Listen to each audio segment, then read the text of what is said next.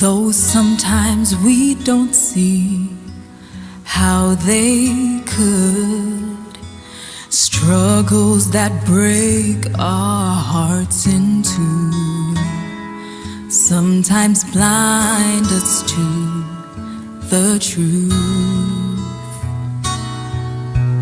Our Father knows what's best for us. His ways are not our own. So when your pathway grows dim and you just don't see Him, remember you're never alone.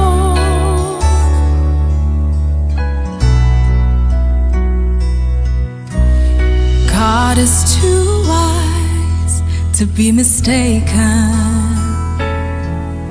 and God is too good to be unkind. So when you don't understand, when you don't see His plan, and when you can't trace His hand, trust His heart.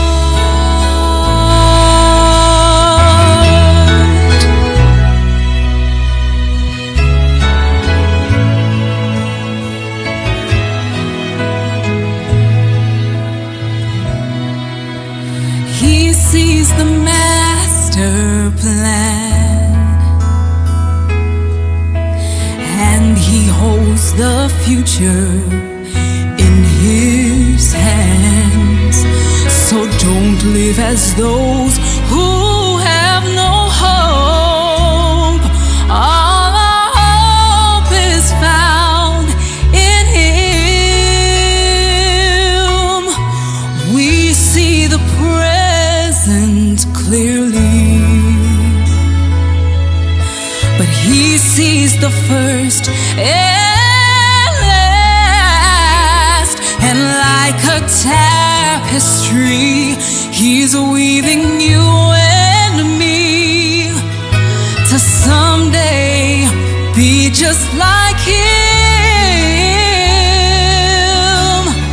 Oh, God is too wise to be mistaken, and God is too good to be unkind.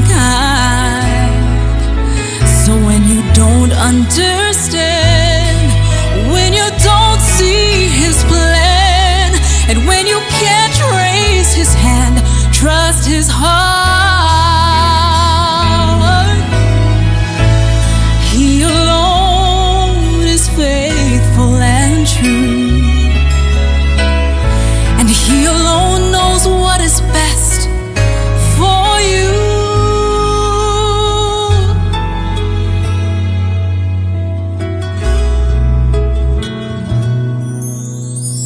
God is too wise to be mistaken, and God is too good to be unkind. So when you don't understand, when you don't see His plan, and when you can't trace His hand, trust His heart.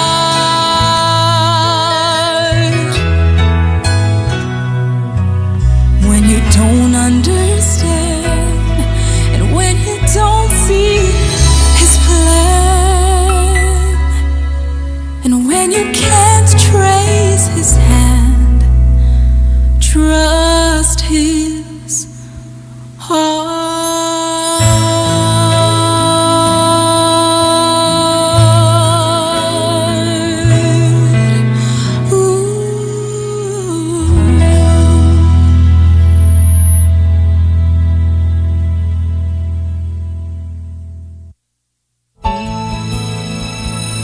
Well, good evening to those of you locked on to Constructive Talk this evening.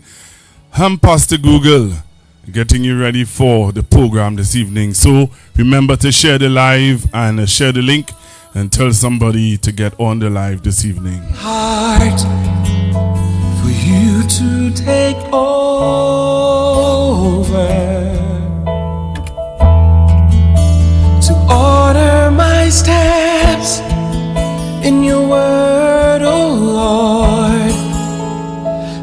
sure with you, my life is assured. So I'm giving you my all.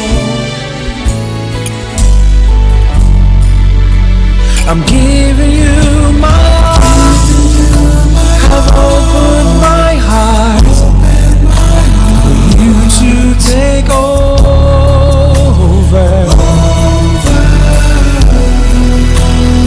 Order my steps in your word, oh Lord.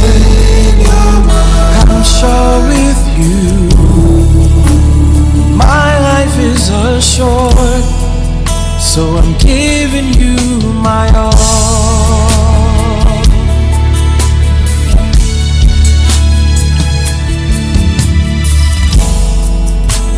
I've made some bad choices. I've done my own thing that turned me away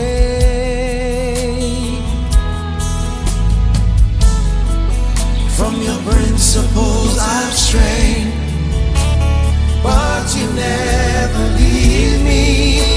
You've always been there. I'm giving you my all.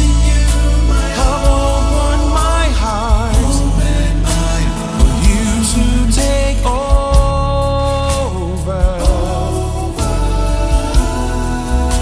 To order my steps in your word, oh Lord.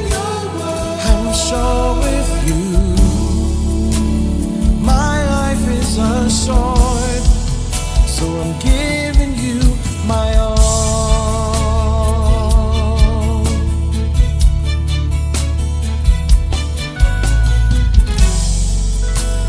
Time passes by, and I now realize the choices I've made.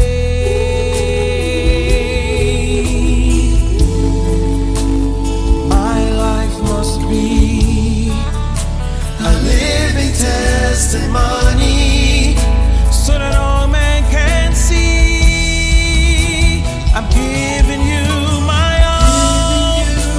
I've opened my heart for you to take over.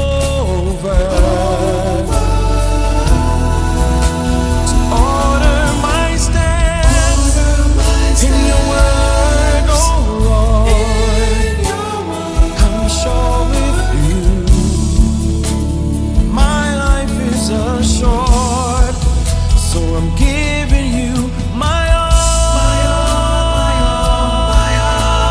The road is tough, but your strength's enough to make it through the night. It's gonna be alright. You just hold tight. We'll win this fight.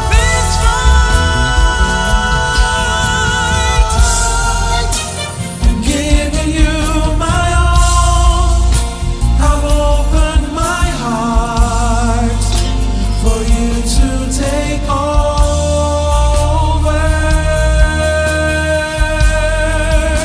To order my steps in your word, oh Lord. I'm sure with you,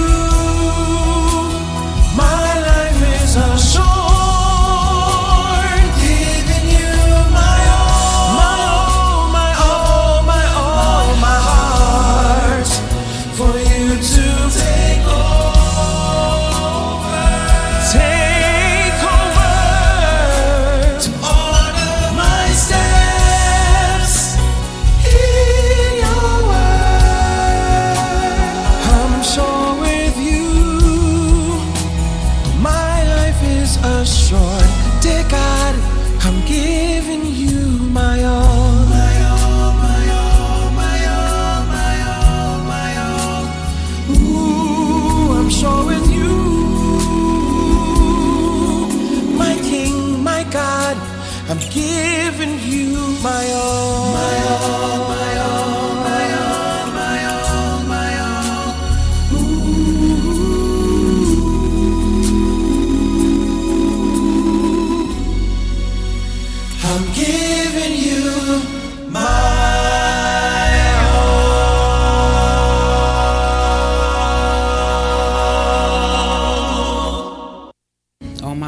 here, of course, I was wondering a lot about what am I supposed to say and what am I supposed to give, and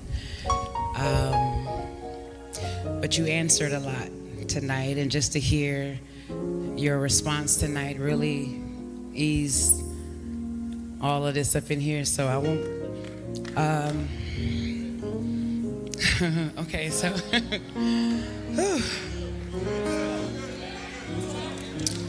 I feel a little good now, you know. So with that, there was something on my heart, and hallelujah, salvation and glory, honor and power to the Lord our God. I'm gonna sing it my way. Hallelujah, salvation, glory, honor, and power to the Lord our God. For the Lord our God is almighty. The Lord our God is omnipotent. For the Lord our God, He is wonderful. For the Lord God is almighty. Oh Lord our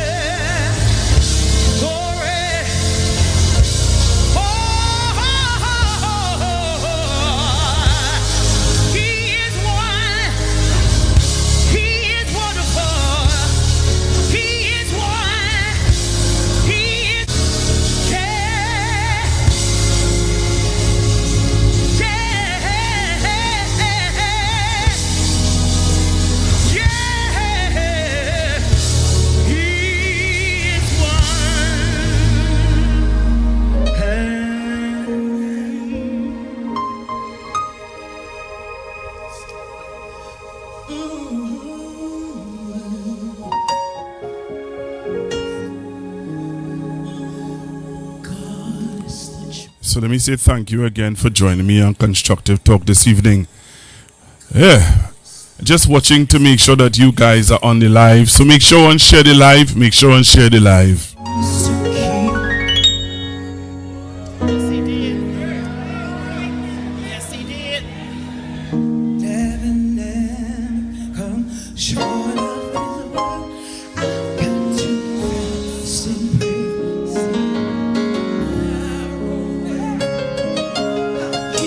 I'm still trying to live my life. Oh yeah. I want to go with. I promise you I do, y'all. When he comes back. Come too far.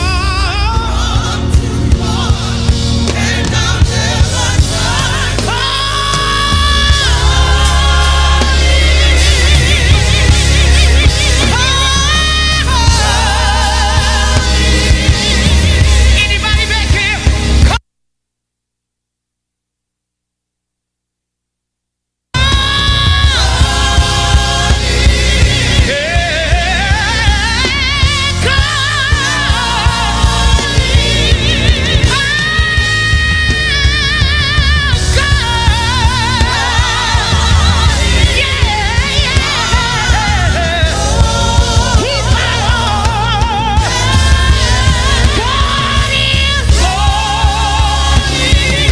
Come on, you want to look at your neighbor and say, he's my all in all. He's my everything. When I need him the most.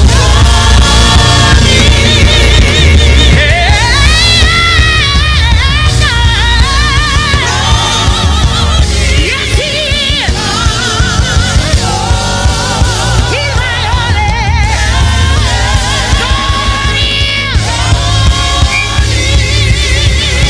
I can lean on him. I can trust in him. Everything that I need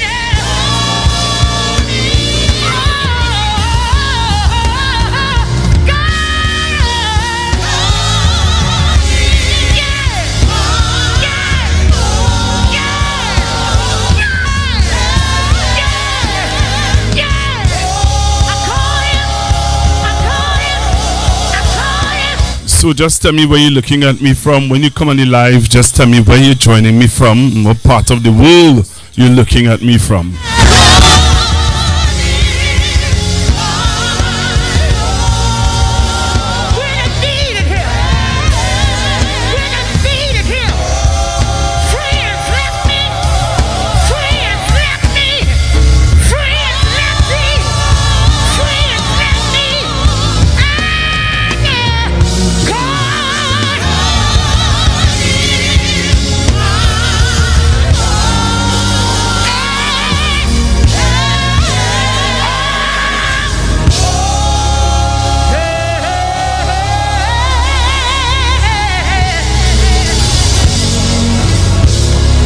God is our all in all. He's our all in all. Allow him to be your all in all.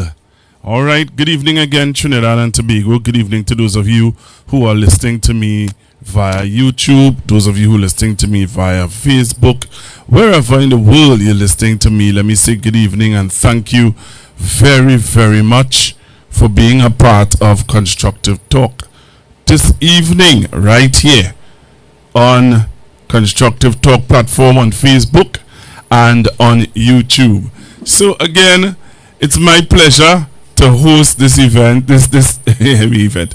It's my pleasure again to host this program right here on this platform. For me, I am really happy that I am given the opportunity to talk to you and to be in your homes and to be wherever you are.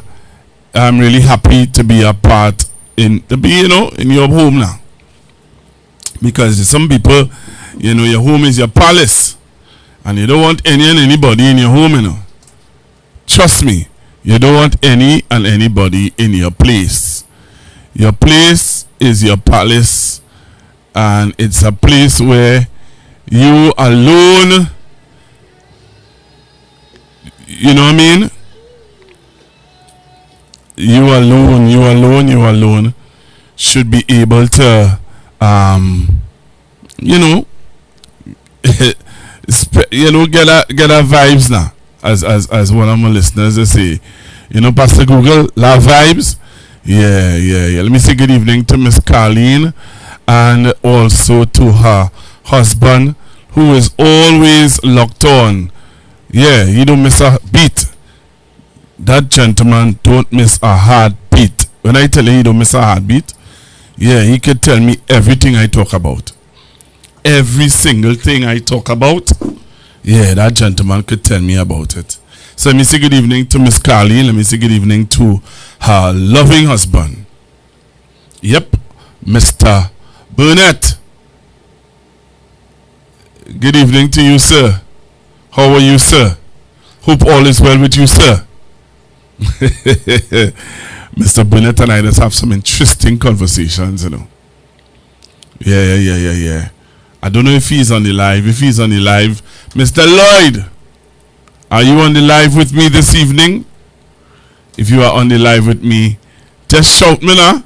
Send me a little thumbs up or a little yes, Pastor Google. I'm right here with you. All right. So let me say good evening again to all of you who are locking me down on Facebook and on YouTube. So let me tell you something, There's never a dull moment in this country called Trinidad and Tobago, you know. Never, ever a dull moment. You know that? I ain't seen Mr. Lloyd shouting me out. I don't know, Mr. Lloyd, you with me? I don't know if you're with me tonight. I hope you're with me tonight, Mr. Lloyd Burnett. I really hope you lock on and Mr. Lloyd. Alright? But yeah, there is never, ever a dull moment in Trinidad and Tobago. Trust me when I tell you that. Never ever a dull moment in this country called Trinidad and Tobago. Why I say that? You know, why I say that? I'll tell you why I say that. Let me tell you why I say that. So, Friday, the UNC, the government, Trinidad and Tobago, would have say there is no Independence Day parade. Forget about it. Forget it. It's all over. No Independence Day parade. You know, something that it's like something children wait for the last bit of their school term. When school is not school term, sorry. The last bit of something that they wait for. Children wait for it. They love the parade. Parents love to take their children out to the parade. They like to see the flag man. They like to hear the regiment bands play. The regiment band. They like to hear the fire service band, the police band, the cadets. They love to hear the different bands because they know throughout the year these bands were practicing. You know, and you hear them play all genre of music. They don't just play one type of music. They play all genre of music. You know what I mean? And people look out for them. People look out for it. People wait for it with anticipation, you know. Children, just as children, as parents, as everybody, look out for that time where, you know, they go and they assemble and they can't wait to hear, boy, the bands and stuff like that. That's one thing. The other thing is, you know, the children, there are children who want to be a part of the military, yeah? You know that there are children that tell their father from the age of 2 years old, 3 years old. You hear children telling their parents, I want to be a fireman. I want to be a policeman. I want to be an army man. And they look forward to it. Let's not fool ourselves. Alright? They look forward to it. Now, some people would say, only behaving as though it thing will have no more, like this is the last one. No, we're not saying that. some of us not seeing that. We're just seeing what the children will be looking forward to and what they look forward to. All right. So we hear where they would have called off the parade. You know what I mean? They call off the parade.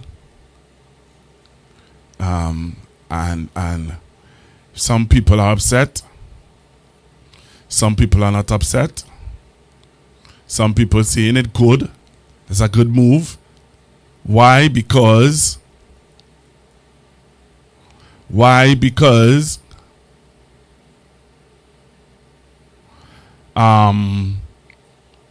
in a state of emergency.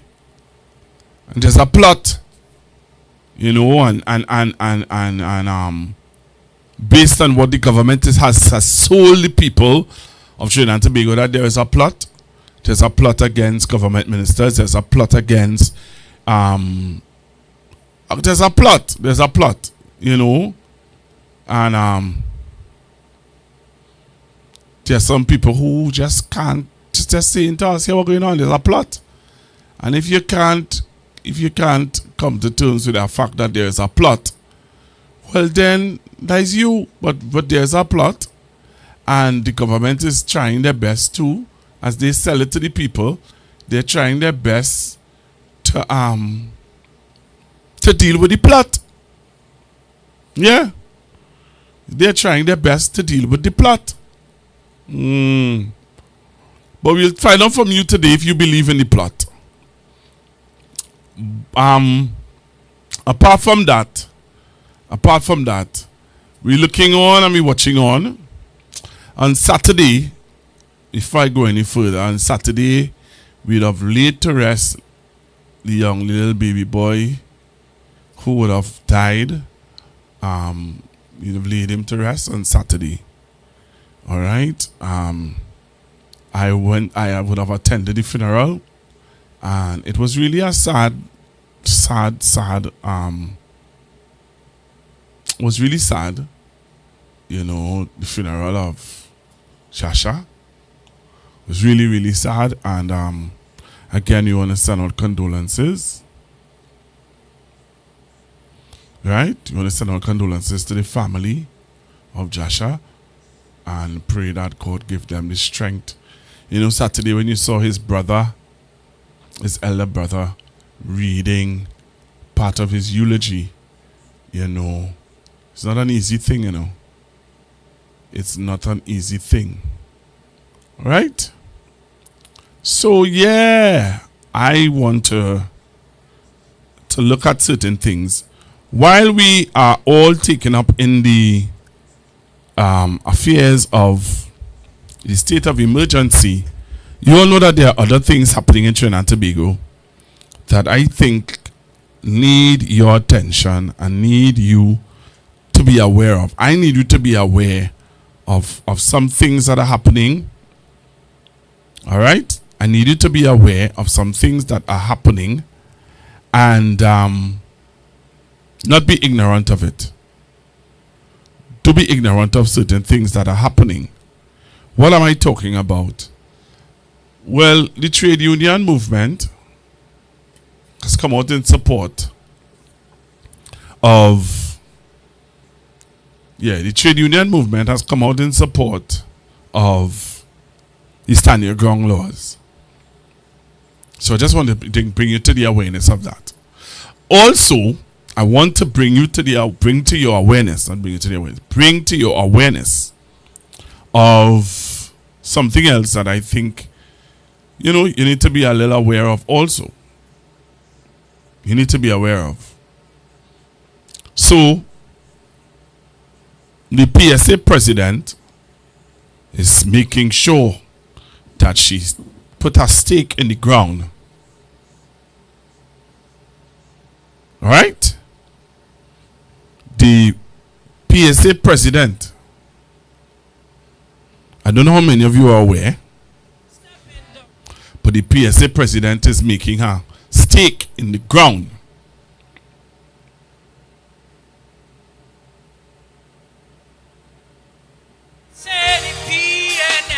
wasting the nation's time. I hear people say the UNC go scrape every last dime. And some couldn't choose between bad and worse, so I had to write this plea for the next leader of this country.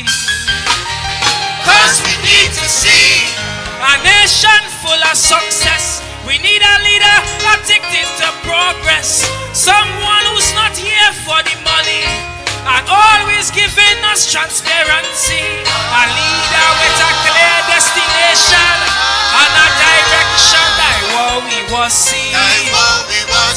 Most respectfully, to whom this may be.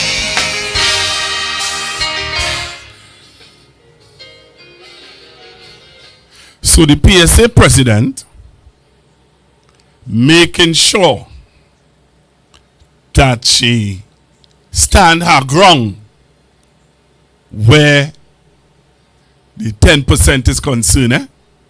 PSA president she standing by her.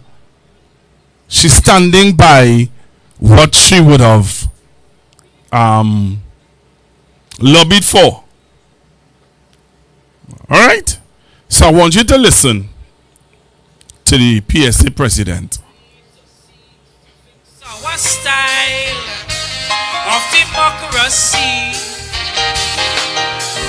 Some people say this moving world keeps on evolving, and some people say the cabinet held with NATOC and JTOM. Public Services Association President Felicia Thomas recalled the campaign promise made by the UNC and its coalition of interests before they won the 2025 general election. The period that we are talking about that starts with no less than 10% is the period 14 to 16, 17 to 19, the very same period that we rejected the offer of 4%. A reference to an offer made by the former PNM administration to public servants for collective bargaining periods from 2014 to 2019. So, as I've said in the past and I'll continue to say, we look forward to no later than this budget, September, October, where workers can finally see that 10% offer placed on the table so that we could recommence negotiations at 10%. The PSA's president was very clear in her message to the new UNC-led government. At the head table was the former president of the PSA, who is now the Minister of Labour, Leroy Batiste. We just reflected our actions, and you know that we mean business as it relates to this, our commitment given to workers. They include among them, the Prime Minister have openly said, we will find a way to resolve all the negotiation as promised. The Labour Minister spoke after Planning and Economic Affairs Minister, Dr. Kennedy Sawat Singh. A response to the Honourable President of the PSA. Let me say quite categorically, everything we put into the budget, we intend to deliver. In the way in which we put it, in the manner in which we put it, and to everything we subscribe to in that budget. Dr. Sawat Singh is also a minister in the Ministry of Finance. So it is the intention of the Honourable Prime Minister and the Minister of Finance to fulfill our promise of that payment for the collective bargaining period 2013, 2015, 2014 to when, and 17 to 19. So rest assured that we are working extremely hard to make sure and to have that done. The planning minister then made an apparent reference to the government's next financial year, which begins on October 1st. As bad as last year's budget is, next year's budget is not going to be any better. Next year's budget is going to be just as challenging. In fact, our revenue position might be even more impaired. But which is why we need to find alternative ways of funding. The new UNC-led government is set to bring its budget for debate soon after the end of the Parliament's July-August recess. Jewel Brown, TV6 News.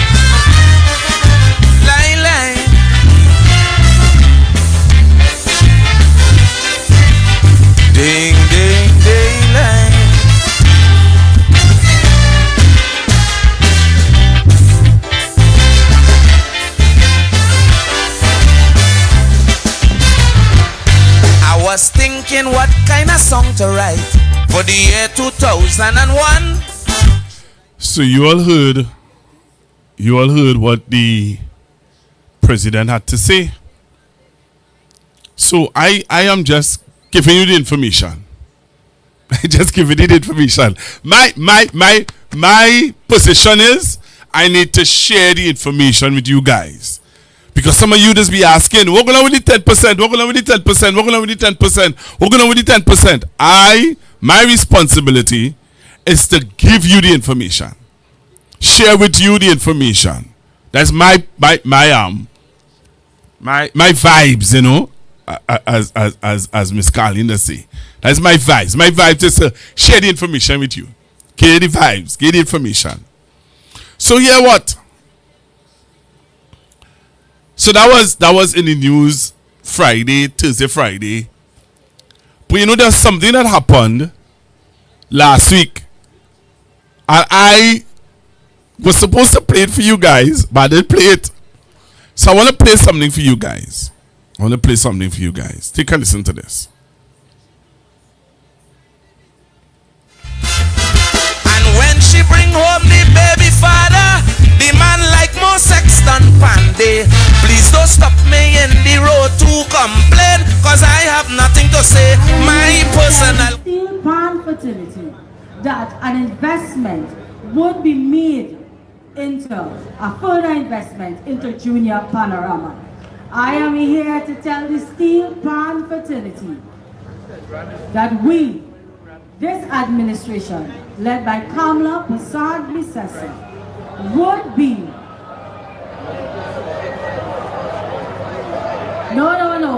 we would be speaking to all the steel pan players, and we would be looking. Oh, then wait now. Just now. Is no the saying no to there? Listen. Listen to it, An investment would be made into a further investment into Junior Panorama.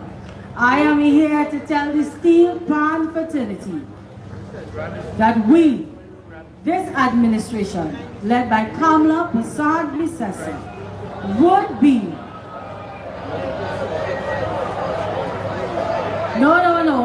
we would be speaking to all the steel pan players, and we would be looking at raising the... Only wait now. Somebody out there must be somebody out there who could correct me, because I might just be giving false information. You know, I don't like to give false information. So if you are out there, are you hearing the crowd telling her no? Or did the crowd boo when she would have done, when she said what she said? I don't know. Somebody out there who listening, maybe I hearing wrong. You know, maybe I dramatize anything a little too much. Maybe somebody who was at the event, or somebody who want to share what they're hearing. Are they hearing right? We hearing right? 464-7003. 464-7003. Tell me if I was hearing right. You tell me. I'm listening to you. So call in now. 464-7003. Hello, good evening, caller. Good afternoon, Pastor. Hello, good evening. Good evening, Pastor. Good evening. Good evening, sir. Good evening. Pastor, there wasn't saying no, you know.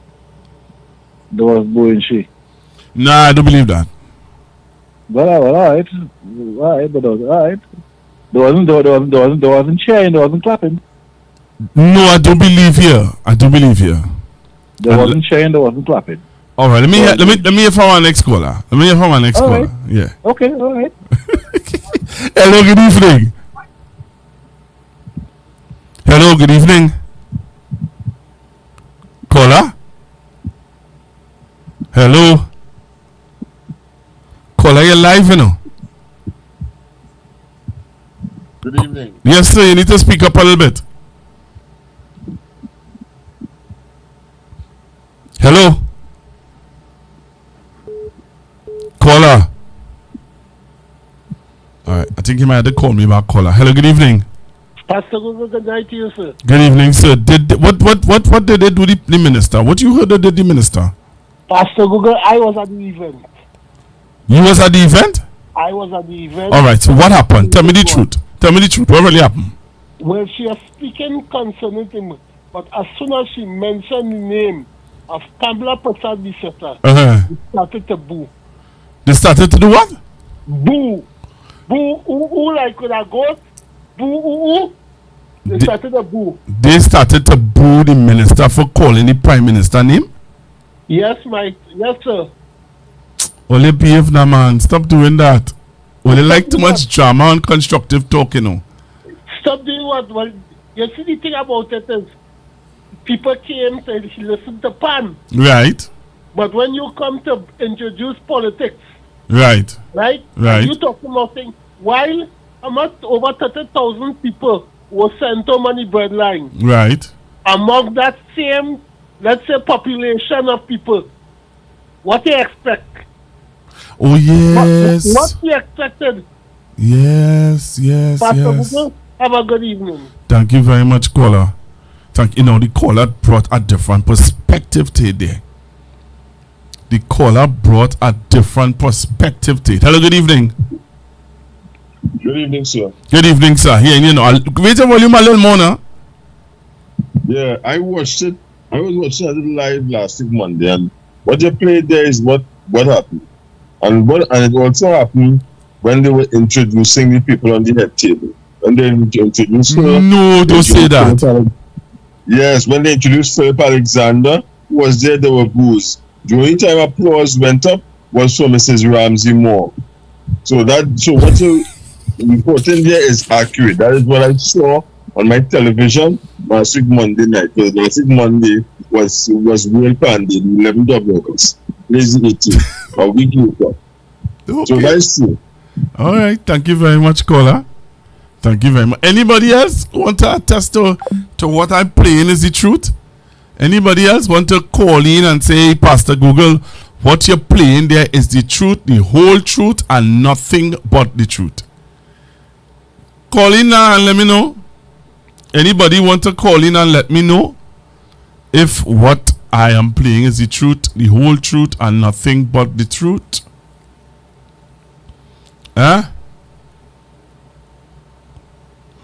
Taking your calls. 464-7003.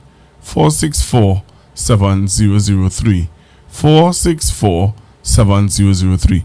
What I'm playing, is it the truth? Is it the whole truth?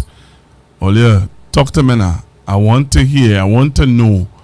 I really want to know if what I am playing, if there is some truth to it.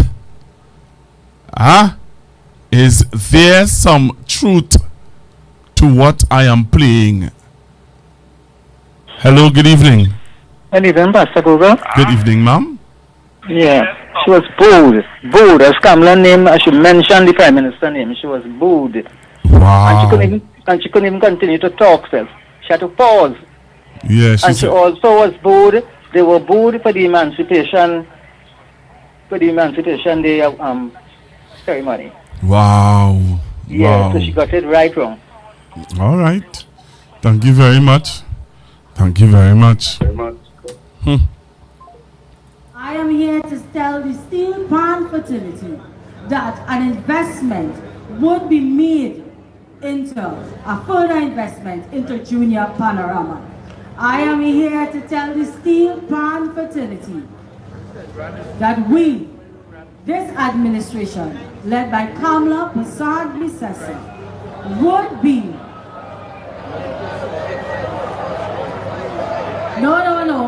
we would be speaking to all the Steel Pan players, and we would be looking at raising the remuneration package that Steel Pan players get, and that is a promise from Kamala Prasad Bisesa. We don't only come to the stage, we perform when we have the chance to do so. So I want you to recognize that we are here to make sure that the steel pan fraternity get what they deserve. And it is not lip service. It is to make sure that we deliver to you, that we listen to your needs, and that we know come Carnival that remuneration package has to be raised.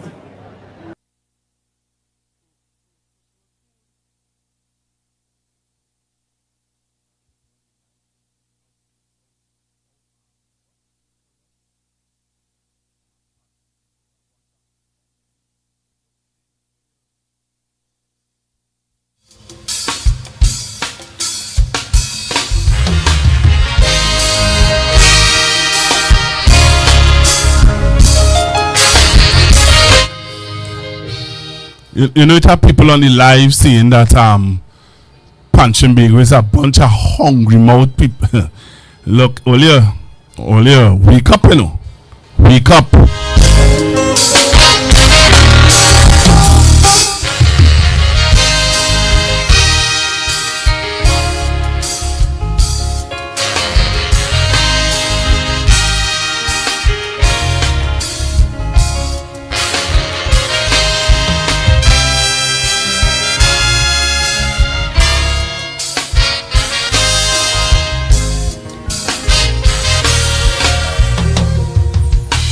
Greetings to you, Prime Minister.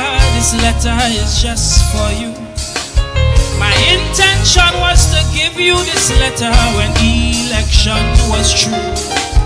But since Dr. Rowley was stepping down, I figured I couldn't wait. I'm reading it now. I'm reading it now. Before it's too late. Before it's too late. I hear people say the PNM wasting the nation's time. I hear people say the UNC go scrape every last dime. And some couldn't choose between bad and worse, so I had to write this plea for the next leader of this country. Cause we need to see a nation full of success. We need a leader addicted to progress. Someone who's not here for the money. You know, I don't know how people would take time out of their own life. Busy schedule. I don't think you have all that time to waste to come on alive to be disrespectful. You know, so I got the messages. I just went to deal with it. Just went to kind of deal with it.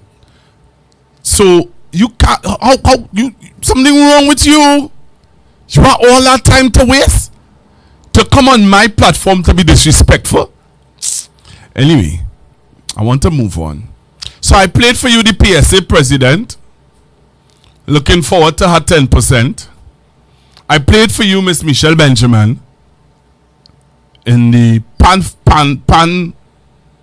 the tribute to Pan, and having a rough time. Some people are saying that's one of the reasons why they canceled the Independence Day parade. Some people are saying the reason why they would have canceled the Independence parade is because they're afraid to get boo. Really? They're afraid to get boo.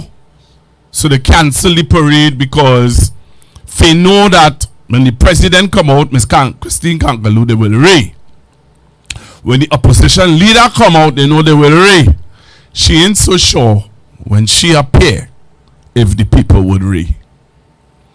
Because we had evidence of that at CC Winans concert. We had evidence of that at CC Winans concert, where the opposition leader, the prime minister, was announced, and the people. But when the opposition leader was announced, the people ray in CC Winans concert. So maybe they're watching and they're gauging the behavior of the people. They're watching and they're gauging the behavior of the people. All right, cool. Today, the opposition had a press conference. And at the press conference, there were some interesting things that were spoken about that I want to highlight and bring to your attention and hear your views on. Alright? But before I do that, there's another issue that happened over the weekend that jumped out at me. And I want you to listen to this news report and tell me what you think. Listen to this and tell me what you think. Top of the news tonight. Several Trinidadians and one Venezuelan were arrested by the Guardia Nacional heading into Venezuela to reportedly collect narcotics and guns bound for Trinidad. Police Commissioner Alista Guevara would only tell CNC3 News the matter is under investigation and that the police service is committed to rooting out organized crime. However, senior intelligence officials have confirmed these videos are real. They say the Trinidadians are believed to be gang members that operate out of Las Cuevas and Maracas. The Venezuelan national on board is said to be linked to Tren de Agua, and the group was intercepted 60 nautical miles off Cabo Codera, Venezuela. Over 3,000 liters of fuel and a quantity of contraband was seized from the vessel, which was detained, and everyone on board arrested either on August 13th or 14th. CNC3 News was reliably informed these gangs are linked to broader transnational criminal networks currently under scrutiny as part of the ongoing state of emergency. These individuals, some of whom are known to us, have now made our job a lot easier. That's fewer men for the TTPS to locate, and we are quite certain of where they are. Well, this is a developing story. For the latest update, check out our social media pages and website. We will have a full report from Annalisa Paul. So here now.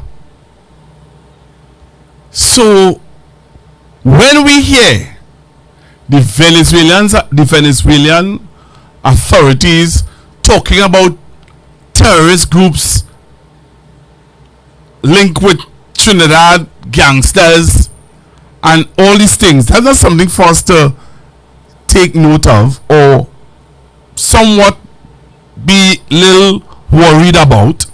I just say little because I listened to the commissioner and the commissioner made a statement where them is gangsters we are aware of and they are like there's another bunch off our hands. What? Are you serious, commissioner?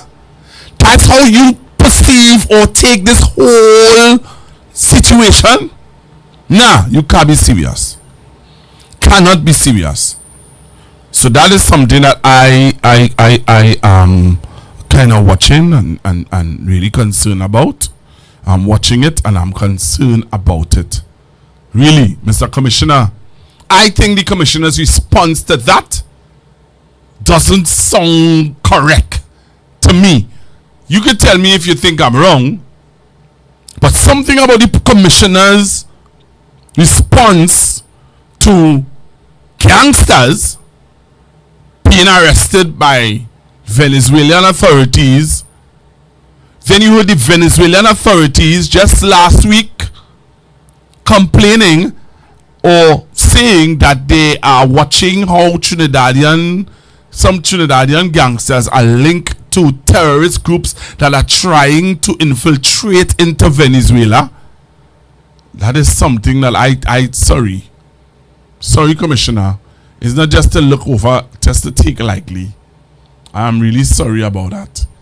You could take it as though it's, it's just whatever. It is not, Mr. Commissioner. I am sorry, but to me, I don't know about you, what your thoughts about it, but I don't see it as something that just say, well, okay, cool. There's another group of bandits or gangsters out of our hands. Really? Well, yeah, let me wake up, eh? Sorry, but I am not taking that just like that, Mr. Commissioner. Sorry, Mr. Commissioner. It just doesn't rest well with me, Mr. Commissioner. It just doesn't. It doesn't rest well with me. I'm sorry. All right, so I said I wanted to play that because I want you all to remember. Just keep certain things in your head. So today, the opposition would have had a press conference. The opposition leader would have spoken about an issue. The former Minister of Education would have brought to our attention an issue. And former Minister of Finance, Minister Colm Imbert, would have brought certain things to our awareness. So I'll go first with Ms. Beckles, opposition leader, and I'll play it for you and take your calls. On each and every occasion. And I want to make the point as well that about the importance of looking at the Newsday of yesterday, where they indicate that the police and military agencies have unearthed a plot to kill Minister Wayne Sturge. And let me tell you why it is important. Because what I find interesting is in that article, if you have read it, they have given us so much details as it relates to this threat that my question is how it is that an arrest hasn't yet been made. Because if you read the article, and again I'm looking at it, threat against Sturge, it specifically says that while the immediate threat has been disrupted, according to the police commissioner, several other co-conspirators are not yet in custody. They go on to say that, according to intelligence report, the threat is linked to the minister's refusal to comply with demands to install hand-picked people in both state and constituency level jobs. Interestingly, among the identified conspirators is a lawyer with close ties to the ruling UNC administration. 2 illegal quarry operators and a senior military officer. Now, they didn't say 3, they didn't say 4, they didn't say 1, they identify 2. And they talk about the fact that, according to the police, one of the illegal quarry operators is from the Toko Sandy Grande constituency. That is where the Honorable Minister is from. And the other from Santa Cruz. And then they speak about a senior military officer has in the past been seen driving an SUV owned by a quarry operator. They are providing us here with all the information. I mean, that is amazing. So is it that they are telling the public that you have all of this information? You know the quarry operators, you know the person from the military, you know the car he's driving, and these are the circumstances that is related to the whole issue of the parade and the cancellation of the parade, and they are not able to arrest these persons who they clearly are identifying that they know. According to a sensitive report submitted to the police, the security team of soldiers and other agencies guarding the minister had to take evasive action to protect Sturge after a suspicious car with 4 men approached the minister as he was with 2 other lawyers during a visit to his constituency. Now, the question arises, they are giving us all of this evidence. And what is the population to believe? Is it a question where they are not able to deal with these people? They are not able to address these issues? They are not able to deal with these people who are allegedly involved in criminal activity? So I just want to make the point that as a responsible opposition, we have concerns, we have genuine concerns. If it is that the government, the Prime Minister, the Minister of Home Defense, if you have all of this information, yes, we have to be concerned. But the concern is, what is the reason why they're not able to arrest these people if they have all of this information? So that if they took the decision, okay, you want to cancel the parade and you have concerns, we must remember that it is the said government who told us, and if you recall the Prime Minister saying, crime is down. You should feel safer. And having said that, recently, at the same time, they are now saying that there are all of these threats. So I want to say in no uncertain terms that we have always had a proud tradition of having our Independence Parade. We are calling on the Honorable Prime Minister to clear the air. We have heard from several of your ministers. The country now wants to hear from you. Come on. Ba-ba-da-ba.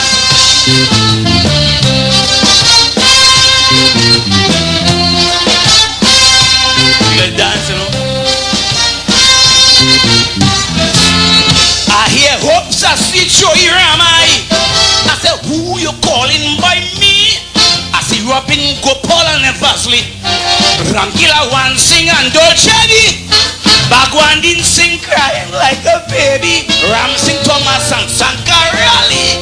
I dreamt I met these 9 men on that road. They tell me, tell the public in case they go. They say, he did pay we to kill Errol Spencer. He did pay we to talk to Escobar. All them drug money we give UNC. You know they come back and arrest the hangman on we. They did pay we more than 90,000 to get rid of Selwyn Richardson. But now he controls the law, so you ring the bell. But we're waiting for him, but be sure he coming in hell. And we go grab it, and we go stab it. We waiting patiently to get in trouble. We go choke his penis with a needle, and we go lock him. Get man no Benjamin to. All them wicked things they're planning to do, because they say they sure you did kill people too. So here now. So my question to you guys is, as listening to the news this evening, and I see where some of Minister Sturge's colleagues are very concerned. And it is something to be concerned about. A government minister being threatened? Something to be concerned about. But most of all, the opposition leader is asking, how come nobody get arrested? Hello, good evening. Pastor Google, good evening again to you, sir. Good evening, sir. Pastor Google, regarding what the opposition leader had said, right, today, I mean, and she's very well correct. Come on. Right? Considering that we are within a state of emergency, where you could arrest people without evidence for a certain period of time. Right. And will they get all the information? Yes. Will get everything there? Yes. So why, according to her, why are these people arrested and questioned? And with regards to the original threat with the prisons and thing, have you heard anything where any prison officer was suspended, transferred, arrested, or questioned? No. All I have to say. Good night. Thank you very much, caller. Thank you very, very, very much. We thinking, you know. Get the information. I pick up my pen and say, you have to put this in Kaiser, but then I study slander and I study libel because they. Hello, good evening. Hello, good evening. Yeah, good afternoon, Pastor Google. Hi, good evening. These people them on games. Number one, you have to watch. Yeah, afternoon. Yeah, go ahead, caller. Don't listen to me on the TV. Listen to me on the phone. Yeah, them fellas on games. You have to watch the commissioner and the Homeland Security Minister and the same lawyer who says shoot them in the back. Them on games, them on nothing, because you telling me that you have all these things and we can't see no information. Come out and bring out something and show you something. You're not showing nothing. Every Monday morning is something new. something different. Don't worry them on games. Them as see as the boys from Diego Martin, they can't run the country. So they only breaks in. Thank you. We give the place to run, we'll run it. Oh my. Thank you very much. So taking your calls. 464-7003, 464-7003. While I wait for your calls, I want to play for you. Are we talking, We talking. So you could weigh in on any of the things that we're talking about. I want to play for you the former Minister of Education, Dr. Nian Gasby-Dolly. Also, as a member of Parliament, I'm sure all members of Parliament are getting the same questions as about the book grant. We would have implemented this as government, the PNM, in 2024, and based on our experience at that time, we would have moved up the schedule for application. So applications were actually between December 2024 and January 2025. So therefore, in April, when this government would have taken office, those applications would have been well in and being processed. So at this time, we are about 2 weeks, maybe 3 weeks since the government has extended the vacation period. We are about 3 weeks away, and we have not been hearing anything from the Ministry of Education with regards to those grants. And parents are very concerned. We also have the situation of thousands, tens of thousands of persons who are out of jobs now, and who are depending on that book grant to be able to assist their students. And we have not heard anything, and we would like to hear from the government, what is the update with the book grants? When will they be administered? Seeing that the applications were in when the government would have come in, we want to hear what is happening with those book grants. And those are the issues on behalf of the opposition that we would like to raise with respect to education. Thank you very kindly.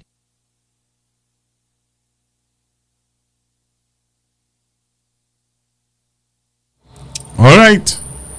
So you just heard the former Minister of Education, Dr. Dolly, and she's asking a salient point. She's making a salient point.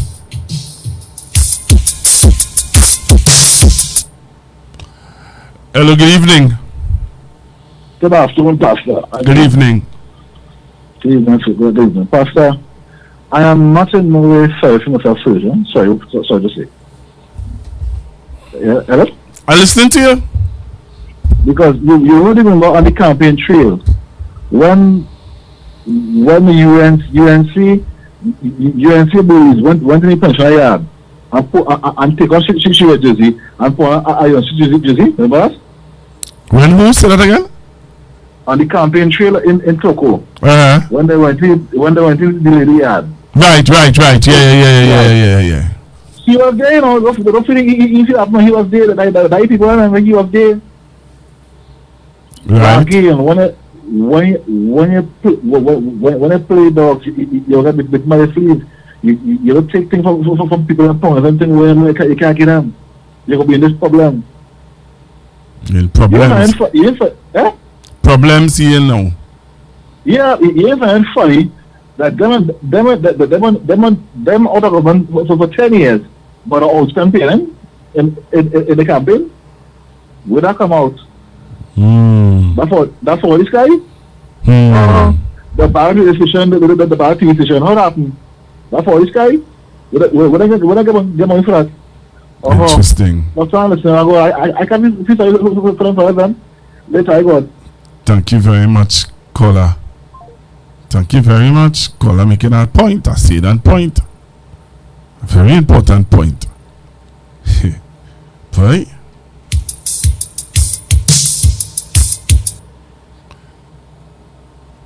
Hello, good evening. Hello, good night, Pastor Google. Hi, good evening. Pastor Google, I have a question actually, right? If they say they cancel the Independence Parade, right? Are they going to cancel the upcoming cricket match just around the corner? No, well, they're saying that hear what they're saying. The argument. What kind of logic is that? All right. the argument is, or the discussion behind this is, they are saying that all the important persons will be at one location on Independence Day, which is the president, the prime minister, the opposition leader, all the military force, top military persons, government ministers, opposition minister, members of parliament, and they are going to be all in one area. So they are saying, hear what?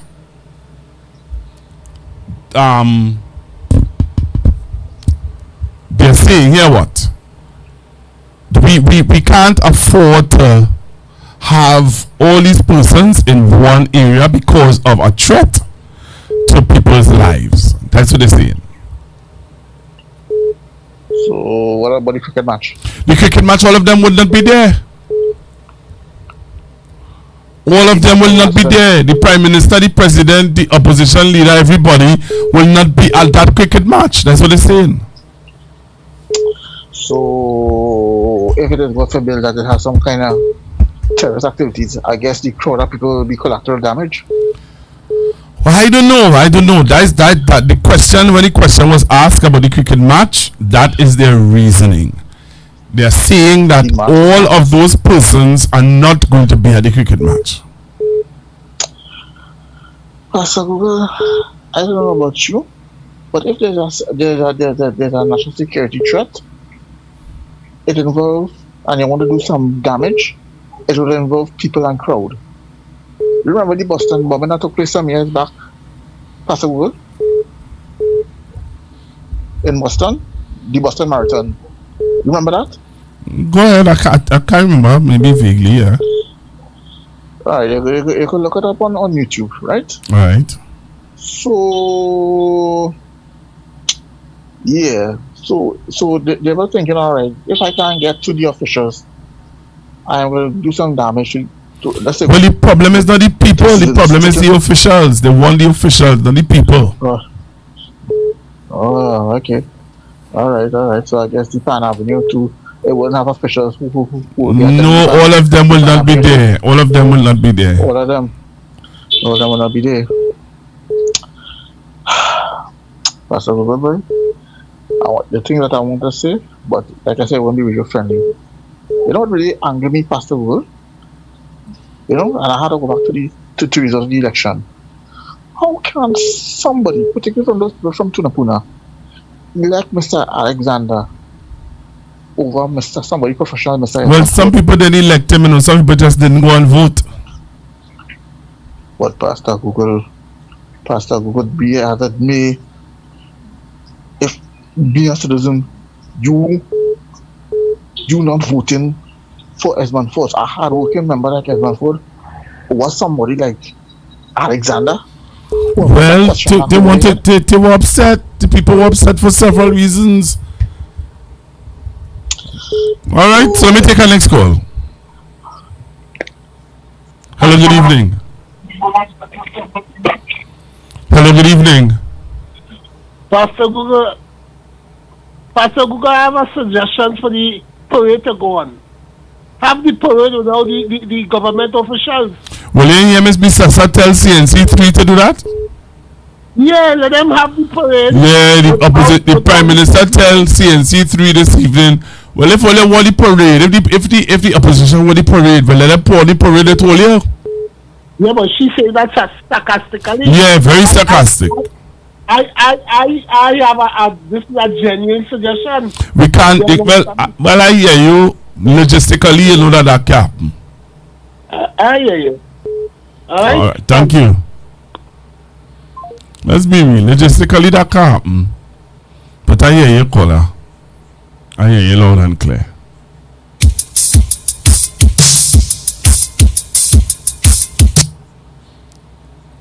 Hello, good evening. Hey, good evening, Pastor Google. Hi, good evening, sir. To you and yours and all the callers tonight. Pleasant good night to everybody. And Pastor, great job and great questions from you today in the in opposition interview. Some good questions I asked. I listened to it. It was very, very prominent questions. I want to make a contribution on the cancellation of the independence period. I believe the opposition leader from last week,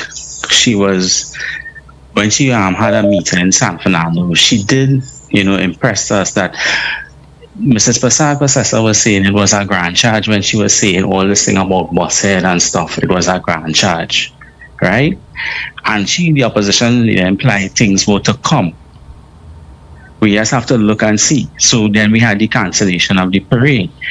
But sticking with the opposition speech today, which was very interesting, I hope people listened to it, with the fact that the Minister of Defense, and based on an article in the Newsday, right, because of his mixing with certain criminal elements in this country, right, he has to be protected, and then a whole country now has to cancel independence period because your people trying to come and annihilate you because they deem you as a threat.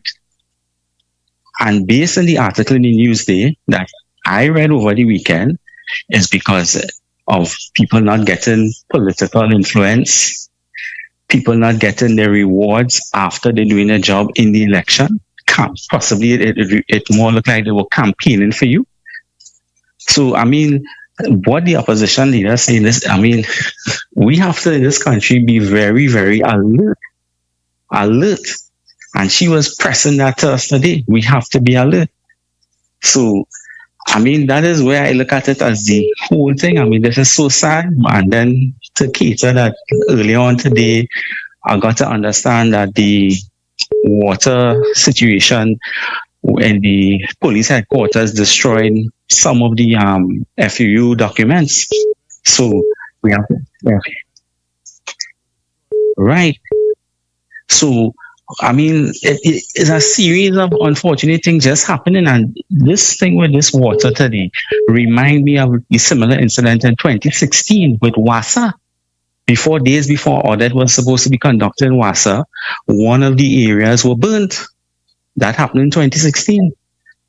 So I don't know, but we're living in some real testing times. But I guess this is what we, the voters, this is what we voted for, and this is what we wanted. We believed in the code, we trusted the code, and this is what we voted for. Pastor will call later on again tonight. Thanks very much. Thank you very much. Hello, good evening. Hi, Pastor. How are you going? I'm all right, sir. How are you?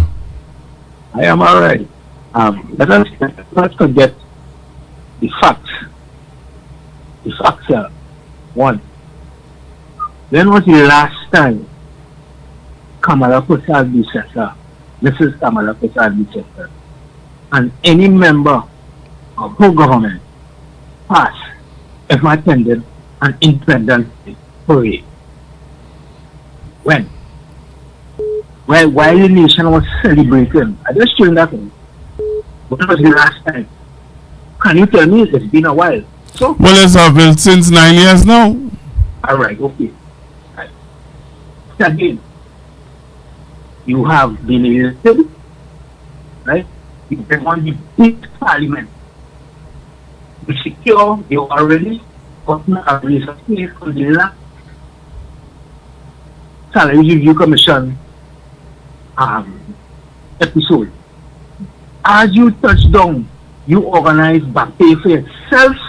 What do you mean? And the rest of your party.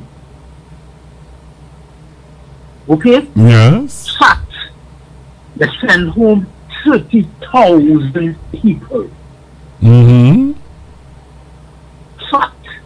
No question. Are you going to be popular? Well, that was the testing ground.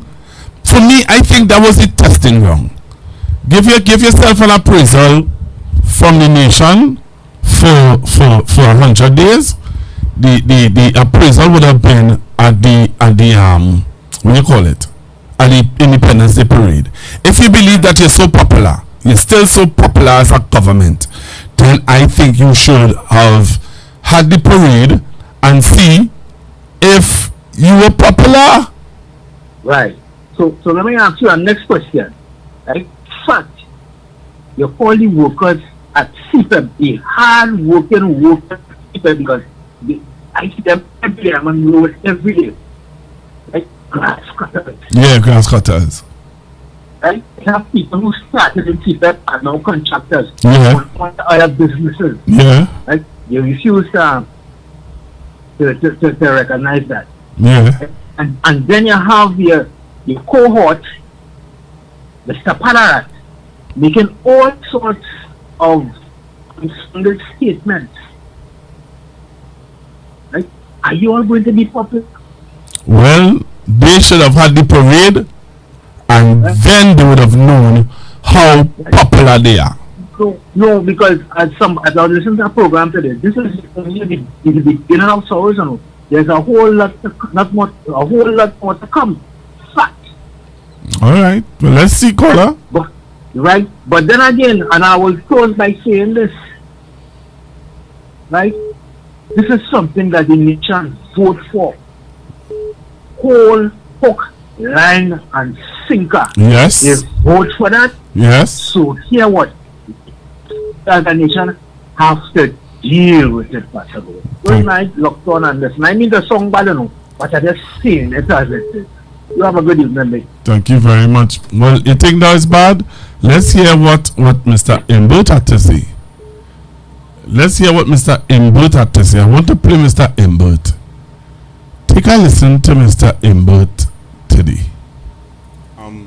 Sorry, Mr. Imbert, you were sharing with us some information about the company that has come over to do some drilling exam, and you're saying to us that they have some questions to answer where the procurement process is concerned. You want I raised a number of points. What I said is that we need to know whether this was by competitive bidding or whether it was sole select procurement. In other words, did they go directly to Exxon, or did Exxon come directly to them and an agreement was reached without competitive bidding? That's question number one. Question number two, what are the terms? And question number three, when does the government really expect to get revenue from that arrangement if oil is discovered at all? Because first you have to discover oil. This is a virgin field, right? It's virgin. By that I mean it hasn't been surveyed. You have to survey, it's a green field. I think that's the politically correct term now. It's a green field. You have to survey it. Then you have to drill and see if you find oil. And if you find oil, that you've found it in commercially viable quantities. And after you do all of that, then you go into production. You're talking 10, 12 years. Okay? So it's fine for them to make a big thing out of it. But it's not going to happen in this parliamentary term. In this term of the UNC, they will get no revenue from that oil.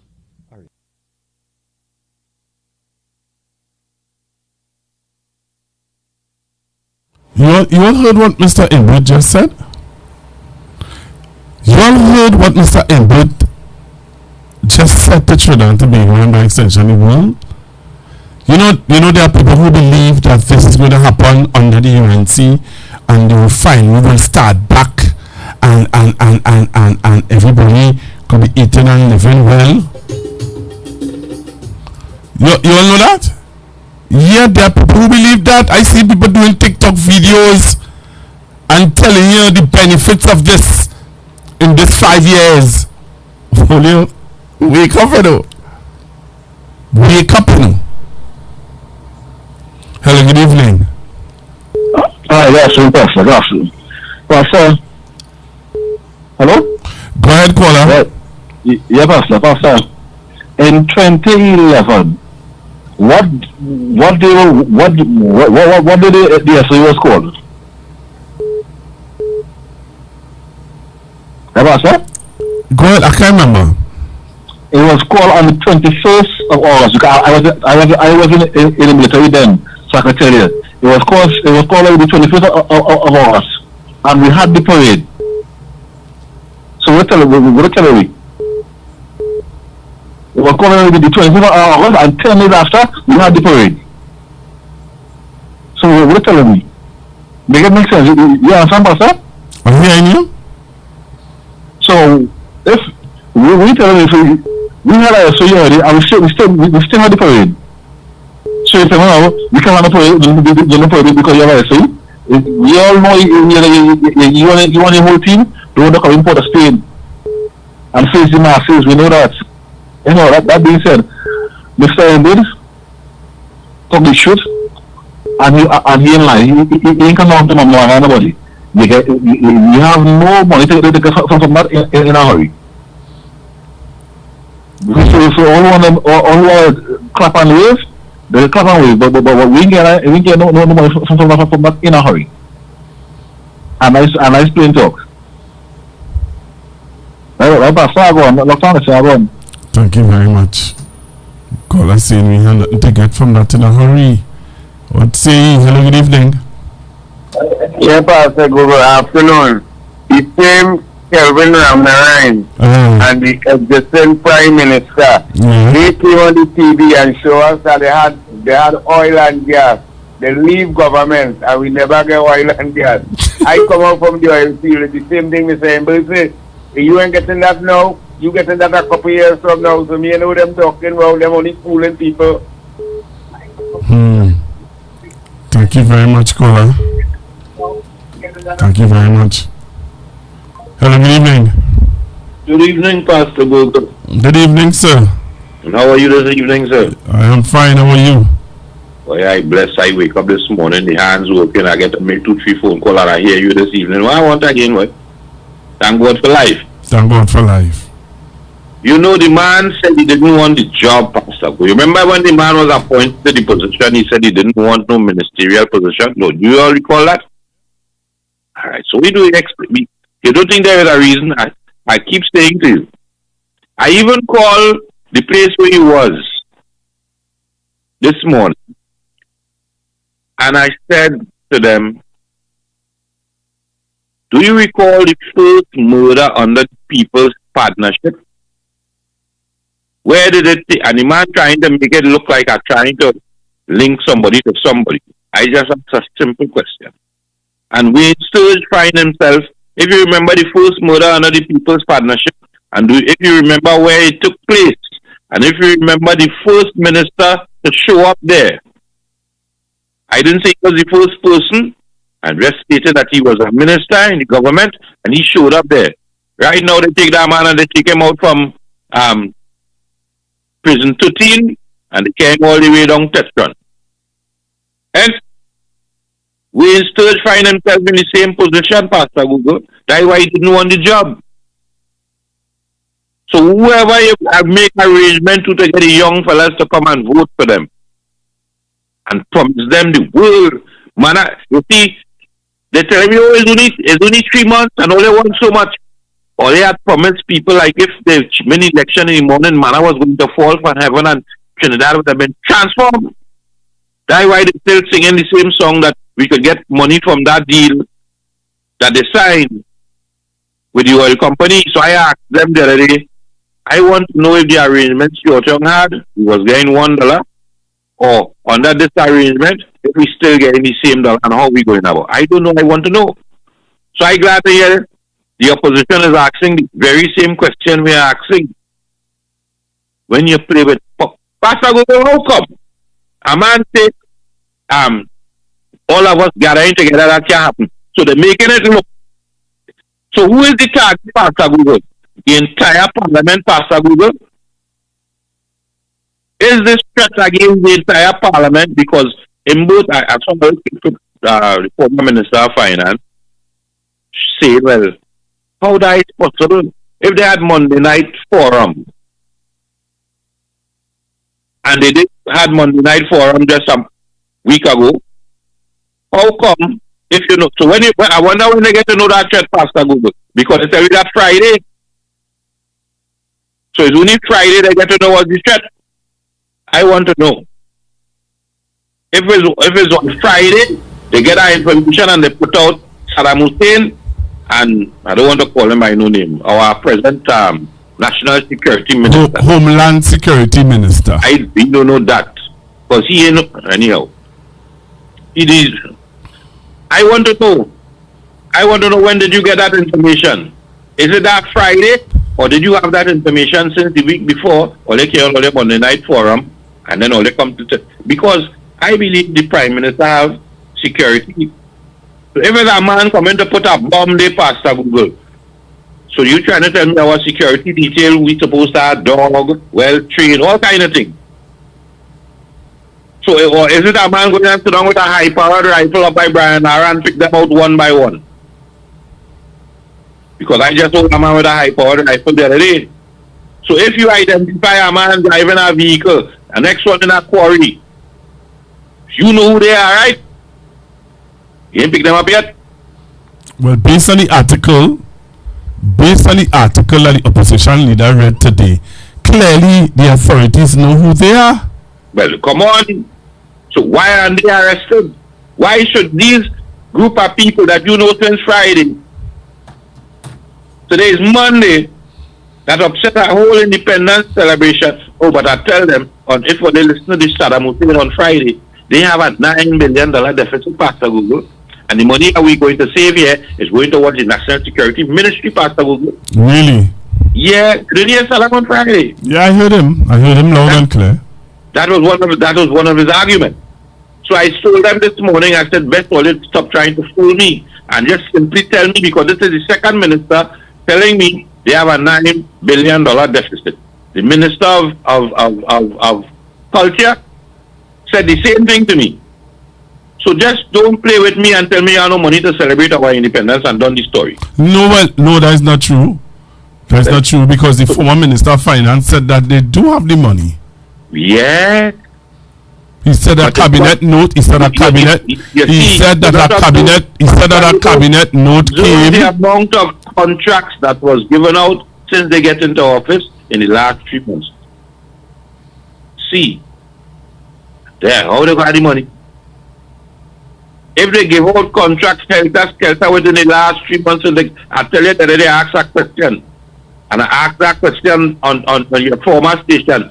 Somebody please tell me, if the lady, while she was on a sabbatical, the 2 weeks that she took after winning the election, I want to know how rock hard come here. That alone leaves me with questions to answer, Pastor Google, about this administration. So you want to bust people's head? Who busted yours? Because I have an Attorney General tell Jacona he can't find the document. I don't think the Attorney... Come on, Pastor Google. The Attorney General said to us when he get the work, there's a heap of documents here, a lot of cases that could cost us a lot of money. We don't have that money. Next thing I see, Jacona jump out. That whole scenario, well, they vote for that. The whole 2010 to 2015 is playing off again on us in a whole more. You said 30,000 CPF workers. Yeah, why second? We had what was that? The man from Arima, Foster Cummins. Remember, he had MyPat. He had farming program. You can tell me what's going on with that, Pastor Google? Well, Mr. Cummins is also asking the same question, sir. Alright, so I have a question for the Minister of Housing. Because I see he on Maracas Beach with the next one telling me that they want the people them on Maracas Beach to reapply because them under this and this one under that one. And you hear who was the... I want to know about Wayne Sturge was doing it because he's supposed to be, what do you call him, national security. But he on the beach. I went to discuss, right? That was supposed to be something for the tourism minister or the Minister of Culture. But anyhow, I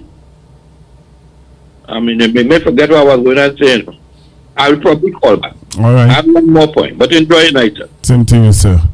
I want to play for you a gentleman who have been talking about that oil company for some time now in Guyana.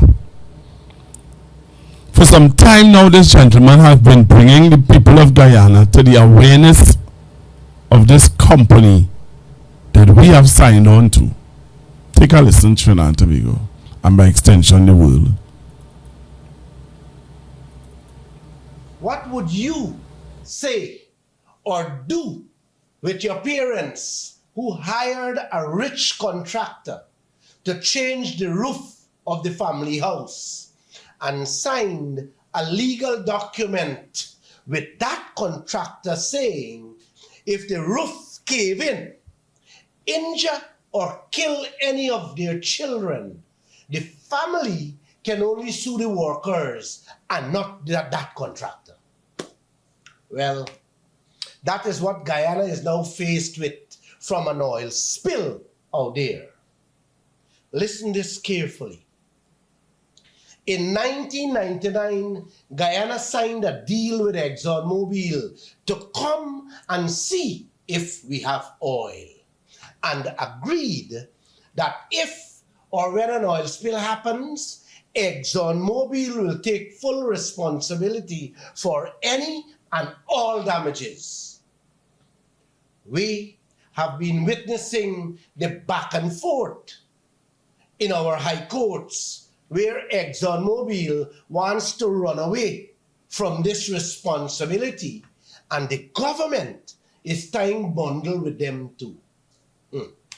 Justice Kisoon ruled that ExxonMobil must be held responsible. Both our government and ExxonMobil appealed that decision, and we are yet to hear the final outcome of this issue in the High Court. Now, last week, our government marched into Parliament and used their one-seat majority and passed a new oil spill law, freeing, shielding ExxonMobil from any responsibility of an oil spill, leaving us with their stepchildren that can't even buy back the underwear on your clothesline, much less pay for an oil spill and clean up a catastrophe. Find me a government who would do something like that to their own people. And the new oil law didn't stop there. It went further to say, Guyanese have only 1 year to submit their claims for any loss or damages to ExxonMobil's stepchildren. Beat that one. You guys see the dark hole this government is digging for all of us?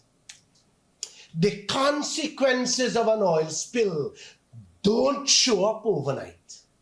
They don't even show up in a year. Many times,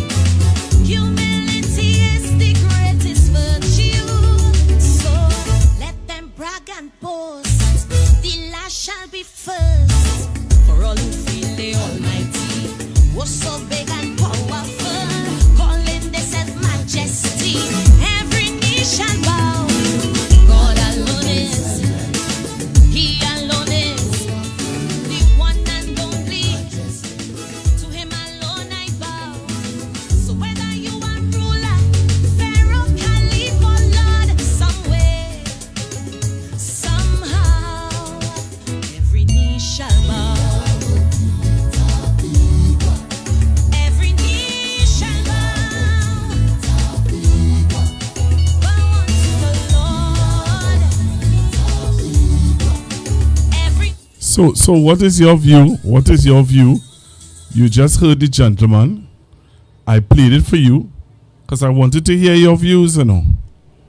I want to hear your views. I want to hear your views. All right. So the number to call is 464-7003. 464-7003. That's the same company we sign up to, you know. It's the same company we woke up to. All yeah. I just want to hear all your views, yes? 464-7003. 464-7003. What is your view? Call me and tell me what is your view on all of the things that we have spoken about thus far this evening. Our peace of mind is our priority. Prozone Security, your trusted partner in safety. With 24-hour monitoring and patrols, we've got your back day and night. Affordable, reliable, and always on guard. Prozone Security offers top-notch protection for your home, business, and everything in between. No matter the size, no matter the time, Prozone is committed to safeguarding what matters most to you. Contact us today at 767-7376 or visit us on Facebook and Instagram at KDF and Associates. Need security you can count on? Call us today.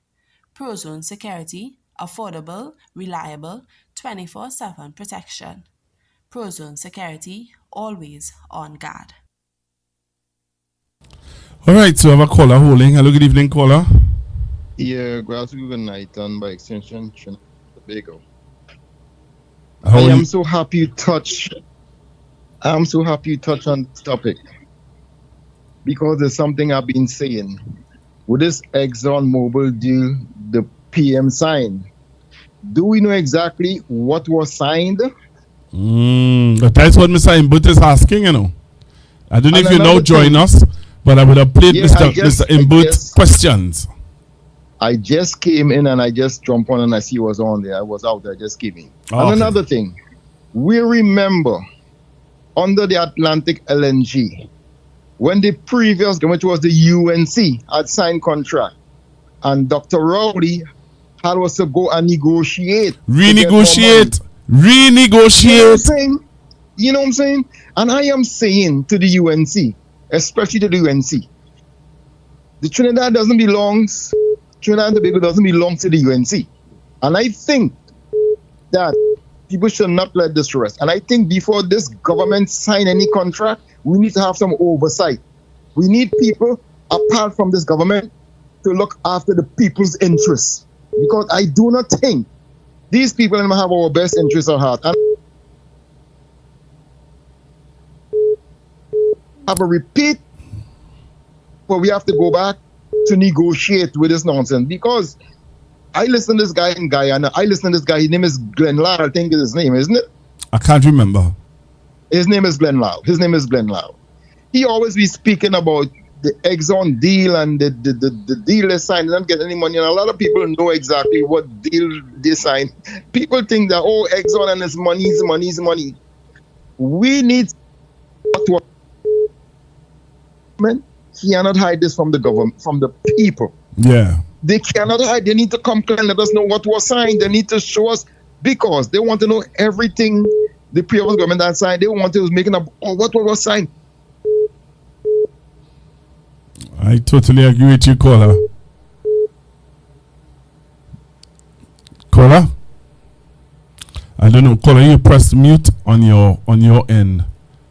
All right, so you have to unmute yourself. All right, you have to call me back, caller. Hello, good evening. Good evening, Pastor Google. Good evening, sir. I'm glad you brought up this topic, because I'll tell you why. The Exxon Mobil deal with Guyana, because of their Guyanese lack of experience, Exxon Mobil took advantage of them, and they only get 2% royalties. Now, Exxon Mobil's president was confronted by a BBC reporter, Mr. Sanka, who informed him of that they were being taken advantage of. And they could not, they attempted to get out of the deal and to redo the deal, but they could not, because Exxon Mobil will not entertain it. So for the next how many ever, 25, 30, 40 years, Guyana will only be getting 2% royalties. Whenever we have negotiated with these upstream industries, we get 12.5% royalty, or 12% royalty thereabouts. Now, as the last caller indicated, even though these negotiations started under the PNM, we do not know since in 2024, we don't know what has changed in that negotiation. We don't know whether they have negotiated down, because listening to the words of this present Prime Minister, she says that we have to make things more easier for these people to come in and work with the government and work on behalf of the people. We don't know what they have negotiated with ExxonMobil. We don't know what is the take on it. How much money they're calling out figures that we will long forget, because we're not going to see oil under the next 7 to 10 years. If there is oil, because they don't know.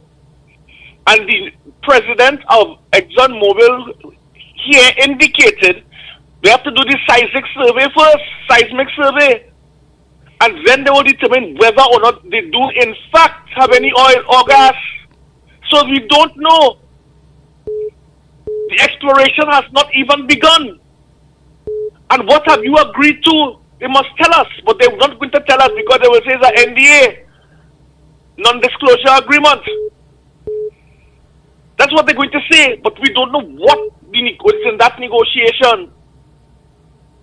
And that is my concern with this ExxonMobil people, because they are very difficult and they are smart.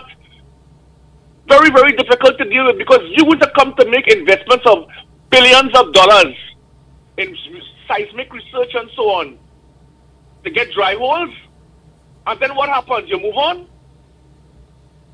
There is something sinister here, and we need to find out from this government, who has absolutely no experience. Or did they continue with the same negotiations that had been done between Stuart Young, Dr. Rowley, and ExxonMobil? We don't know. But knowing them, they don't accept anything the PNM has done, because they want to say that they did it a different way.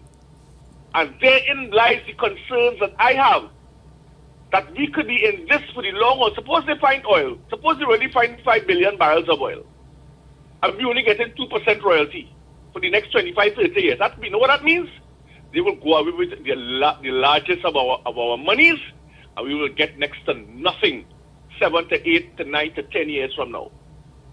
And therein lies the problem. We have to be very careful when we're doing these deals. These are not easy deals to do. They are not easy. And for the UNC to come in now and say, well, they have signed off on this, and they have signed off on that. What have they signed off to? And therein lies the problem. And until we know, I'll be very, very skeptical of ExxonMobil coming here after 20 odd years and just simply signing off on this deal 3 months into a new government's tenure in office. Thank you. Thank you very much, caller. I want to play over this now. Sorry, Mr. Emmett, you were sharing with us some information about the company that has come over to do some drilling exam, and you're saying to us that they have some questions to answer where the procurement process is concerned. I raised a number of points. What I said is that we need to know whether this was by competitive bidding or whether it was sole select procurement. In other words, did they go directly to Exxon, or did Exxon come directly to them, and an agreement was reached without competitive bidding? That's question number one. Question number two, what are the terms? And question number three, when does the government really expect to get revenue from that arrangement if oil is discovered at all? Because first you have to discover oil. This is a virgin field, right? It's virgin. By that I mean it hasn't been surveyed. You have to survey, sorry, it's a green field. I think that's the politically correct term now. It's a green field. You have to survey it, then you have to drill and see if you find oil. And if you find oil, that you've found it in commercially viable quantities. And after you do all of that, then you go into production. You're talking 10, 12 years, okay? So it's fine for them to make a big thing out of it, but it's not going to happen in this parliamentary term. In this term of the UNC, they will get no revenue from that oil.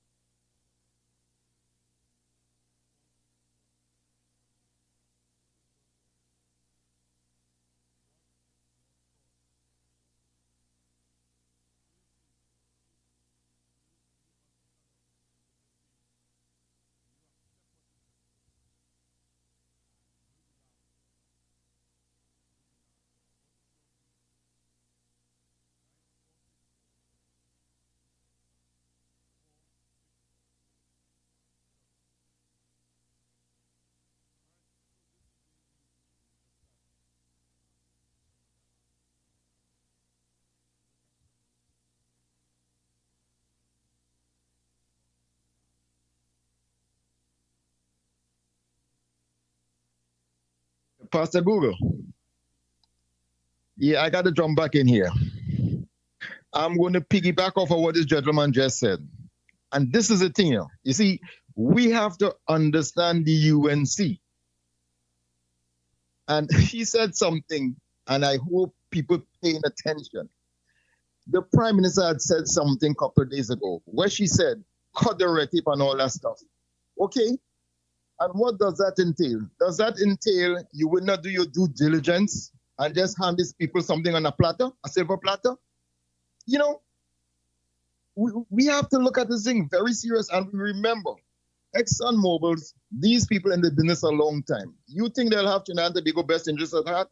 They're going to look out for themselves first. And we have to be careful again. And I think we need some outside committee to press this government. We need to know what was signed. I'm repeating myself, Trinidad and Tobago does not belong to the UNC. Because whenever the UNC come out of office, which they will come out of office because they're trying the very best to come out of office very, very fast. Okay? What kind of mess they're leaving behind? We have to ask ourselves this question. And I'm going to say again, I'm going to repeat myself. Trinidad and Tobago does not belong to the UNC. And we need to know what was signed ASAP. Good night, sir. Thank you very much, caller. What is your views, Trinidad and Tobago, and by extension the world? Because some of you're living outside of Trinidad and Tobago, you know, and you're seeing and you're hearing what is going on. What is your view? Hello, good evening. Yeah, good night. Good night, Pastor Google. All right, good evening. Pastor Google, I just follow that same Mr. Glenn Ram. And Glenn Ram is a man talking about ring fencing on that oil company. Even say a time that Trinidad went down and give them advice on that same Exxon. And Exxon only gave them 2% and they go all the money, taking from their money and paying their taxes. And they're not getting anything from it. That's I just follow it. All right. Thank you. Thank you very much, caller. Taking your calls. Hello, good evening. Oh, Lord. Hello, good evening. Yes, caller. Yes. Hello. Okay, I don't know what happened to that last caller. Callers, when you get through, you have to listen to me on your phone and not on the television. Listen to me on your phone and not on your television. Hello, good evening. Yes, sir. You know, when you look at the whole Exxon deal, right? You recall that when Prime Minister, the two former Prime Ministers told us that gas would come to market from certain of the developments we had, the agreement we had in 2027. The same UNC opposition, you remember the outcry from them and other players on the political landscape that that was too long and so on. As MP Imbut said, this is a new drilling deal. Is a green block that has never been explored before in deep water. So, like he said, surveys first, test drilling of wells, and viability of whatever is discovered, and then you had to bring to market. So what that would mean? That would mean the fabrication of the infrastructure, which is the rigs and so on, to bring the oil and if gas is discovered as well to the surface, and then to get it to be processed. Right? So this is more than 60 months, which will encompass the entire term of this administration. And if by some quick of feed they will together the next 5 years, then the returns will be in the second term, right? Or in the term of which government succeeds them. Those are the facts that are incontrovertible. But you have these same people going about saying that They have a plan and so on. The other thing is this. I saw a report today where the committee appointed to look into the feasibility of restarting Petrotrin said that they are very far away from giving any meaningful feedback to the country on how their efforts at the restart of the refinery will come to the nation. Pastor, I was shocked. I was shocked. You expected anything different? No, and then you also had the same Dr. Munidal saying that they will be looking at Oando to negotiate with them, and why? Because the former administration took Oando because Oando, that Nigerian firm, has oil they have oil production capacity which will meet the requirements to have the refinery operate properly with 150,000 barrels a day. And they said that when they came in, they would scuttle whatever MOU the former administration had with Oando. But funny enough, the Minister of Energy is saying, yes, we're looking at all people, including Oando. But if you had an MOU in place already, with somebody who could supply what you needed to provide to the refinery, you will look elsewhere, sir. I want to say something about the people talking about the parade. So I would have people, probably this is something that shouldn't be said, but I'll say it for information purposes. All the armed contingents on the military parade, the weapons carried by the participants are not loaded. They have magazines attached, but they are not loaded. That is why you have security escorts of all the various ranks escorting the parade. Prisons, police, defense force. And it's for that reason. Right? So if you're saying that all the heads of the country will be in one place at the right time, that has been happening from the get-go. All the leaders of the country attend the Independence Parade since 1962. But further to that, all of them also go to the various toasts of all the heads of national security. So they would go to Napa when there's a general function, and then they would go individually to the different arms of national security. The prisons, the fire service, the police service, and the defense force. Right? So if anybody wanted to harm any of the hierarchy of the country, there are different places they could harm them besides the Queen's Park 7. Right? These are undeniable facts. But you know what's the embarrassing thing and how we look foolish? The president would have sent out invitation to members of the diplomatic corps, which is an important part of our standing in the world and the region. Could you imagine the embarrassment now emanating from that office, sir, with regards to invitations having been sent out and there's a cancellation? How would we look? Bear in mind also, we do not have an American ambassador in the country as yet. The charge d'affaires of the embassy is who is in charge.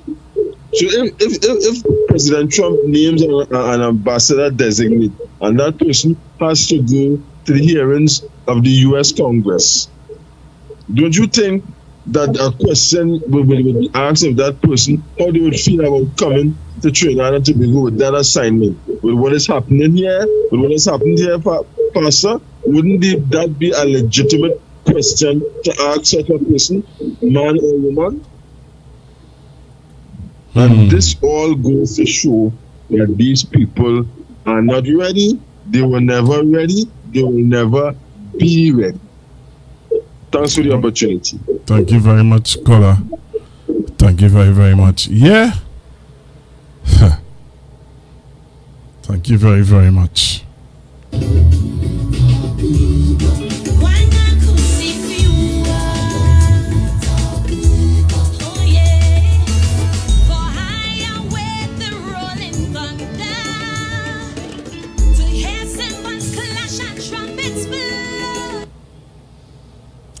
Hello, good evening. Hello, good night. Hi, good evening.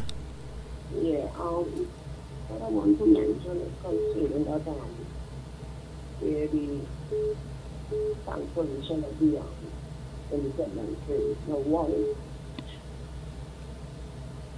the cancellation of the parade goes in a way that, remember, Mr. Sadie Yeah, said could you talk up a little bit? You're sounding very soft. Remember in 2010 to 2015 when we had the parade, much of the ministers didn't turn up. Much of the opposition. Yeah, the UNC didn't. Much of them didn't turn up. Just a few. One, two. At her age now, she cannot take all this scenario. 3, 4. Her presentation to the people may not be welcome by the people. And next thing too, concerning where this lawyer guy in his constituency, the person who helped finance his campaign, the guys who he was moving around with, they helped fight for him with the campaign. They do whatever they have to do, with influencers and whatever. And then they stood up by him. So everybody looking for a piece of the pie. And whatever promises the businessman had made, what agreement they made, and then he's not seen anything, he's not getting anything. Then I expect all kind of thing will come out of it. And that's why the last time I said that everything is repeating from 2010 to 2015. When she get up on the platform and talk about bus head and this and the other and talk about Hyatt and all kind of thing, is that she was talking about, but she didn't want to come out and say it. And this point we encourage and all these people and then and talking about threat. You remember when the SOE first came out, it was threat and mental officials from the very beginning. So they're using all the bits and pieces and bringing it back now to sort of cover the ground for the independence parade. Okay. He is not fit enough to handle the situation. All right. When the people then come to Trinidad concerning when they had hospital on the ship there, how she operated. As she come out of the vehicle, she greet them and she go back in the vehicle. Not so? She couldn't move around that much. Remember, she at her age now, she can't take all that toilet. All right. Thank you very. Okay. All right. Thank you very much.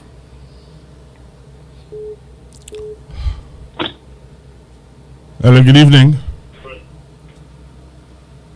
Hello. Good evening.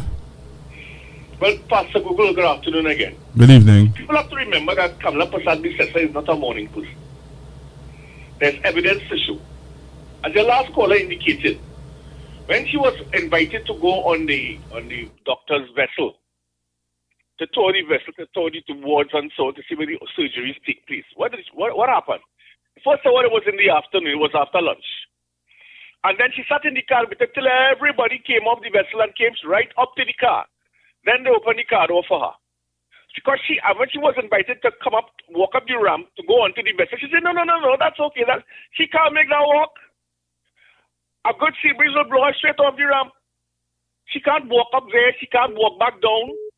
She's not physically fit to do so. And she's not a morning person to get up at 7 o'clock in the morning to come to Port of Spain for an independence parade. And have to walk up the steps to sit down and then have to walk back down. She cannot walk up two inch steps, but she has to walk up those steps by the Queen's Park Savannah. And on top of that, she's going to get booed. Because it's the ordinary people that normally goes to those things. The ordinary, everyday folks. But so they had to look for an excuse. I listened today to Minister Alexander saying that it wouldn't happen next year. It ain't going to happen every year. How do you know that? They want to find an excuse for next year. Because it has to take place in the same Queen's Park Savannah. Kamala Prasad says, so look at the post-cabinet meetings on us every Thursday. It finishes what time? Late in the night when prime time news going on. Because she is not a morning person. And that's why she is working from home. You're holding meetings in the diplomatic center where you're supposed to be, where your official office is supposed to be. Outside of Whitehall. Right? But you're working from home. Why? Because you don't want people to see you getting up every morning to come up with the Port of Spain to start to work on behalf of the people of Trinidad and Tobago. But you're working late into the night because she does not get up early in the morning. Between 2010 and 2015, many times we who living down in South, passing in that area would see the cars now stepping out. And that is why she using helicopter most of the time. So now that she's a lot older, according to your last caller, you think she could do it now? You didn't do it between 2010 and 2015. Now that you are older, you will do it now? Coming to town every single day to work? But she could boast and say, listen, I'll be working from home. Because she's not a morning person. That's a fact. And she's going to get booed. She knows that. So they had to find an excuse. With respect to Petrotrin, I said it ever since, Pastor, you were in the other place. That every single day that passes by, just keep adding the money towards the repairs of Petrotrin. When they were saying that as soon as they get into office, they will start back the refinery. I said, was there a button to go in and press? No, it's not going to happen. And this team that they have selected, that the minister has selected, is a very good team, a knowledgeable team. But it's not going to happen like that because remember, you no longer flare gas. And that's what we used to do before the refinery was shut down. Now that we are signed on to the Paris Accord and so on, with respect to the flaring of gas and so on, all those things have to be taken into consideration. The refinery has to be upgraded. It is a fourth quartile, low-grade refinery that is there for years. You and I wouldn't even dream to be born as yet. And that refinery needs extreme upgrade to get into the first quartile. And no individual who is coming there is going to hire back 2,000 to 3,000 people to run the refinery. And that individual also has to come there with a ways or means of supplying oil because we are not producing it because our fields are mature fields, right? And he has to come with a certain degree of marketing skills and so on in order to sell on the international market the products. On top of that, he has to have very deep pockets for the type of repairs that are going to be affected in that refinery and the modernization of the refinery. And that is going to take money and it is going to take time. And remember, everything that they have to purchase in the repairs of the refinery has to be born from overseas. You can't go in no hardware store in Sando and buy a part or in Port of Spain and say, yeah, go put it in. Those parts come from overseas. You have to have US dollars. Right? And that is why the deep pocket. So when they tell us that they will get local people to start back the refinery, I say, who could then take out the billions of dollars out of the bank to go and start back that refinery with no guarantees? Who?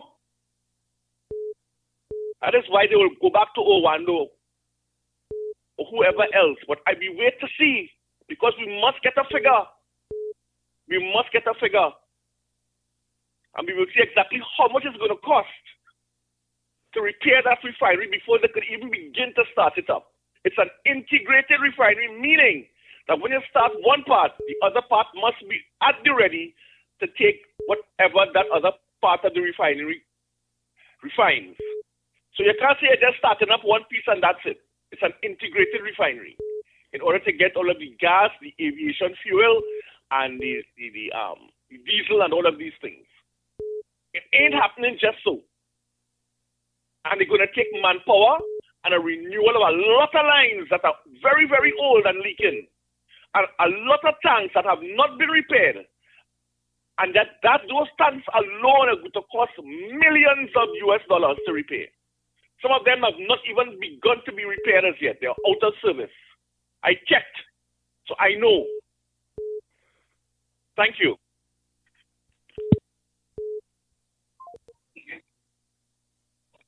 Pastor Google, good evening again, sir.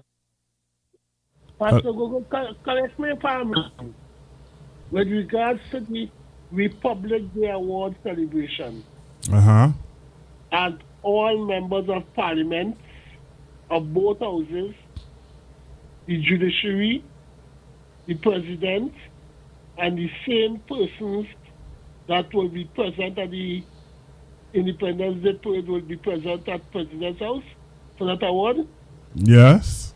Are they going to cancel that also? Well, I don't know. We don't know. We have to wait to see. Okay, well, we are waiting. You have to wait to see. Thank you very much. All right, so let me say good evening to the 747 or 754, 57. Let me say good evening to all of you joining me on Constructive Talk.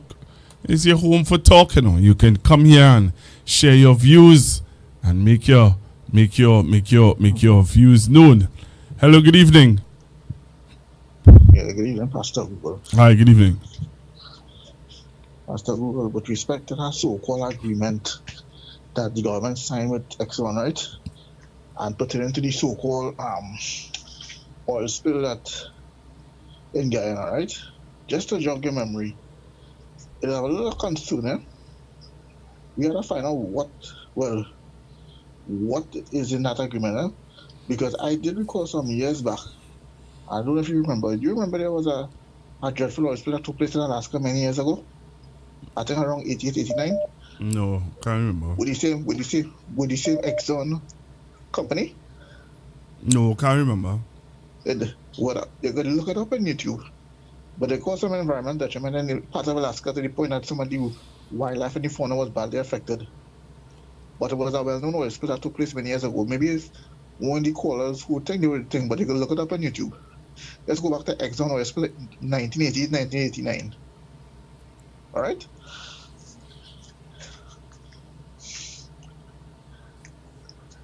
Okay. Thanks, caller.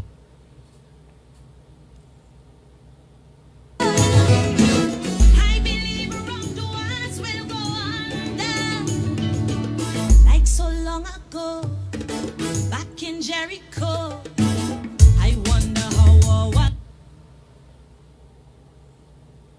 Hello, good evening. Hello, good evening, Pastor. Hi, good evening. Yeah, you know, so what that caller said there. But you remember not too long ago, and a billionaire from India named Jindal was in Venezuela conducting business. Yeah. And he expressed interest in the now closed Petrochem refinery. Yeah. Who would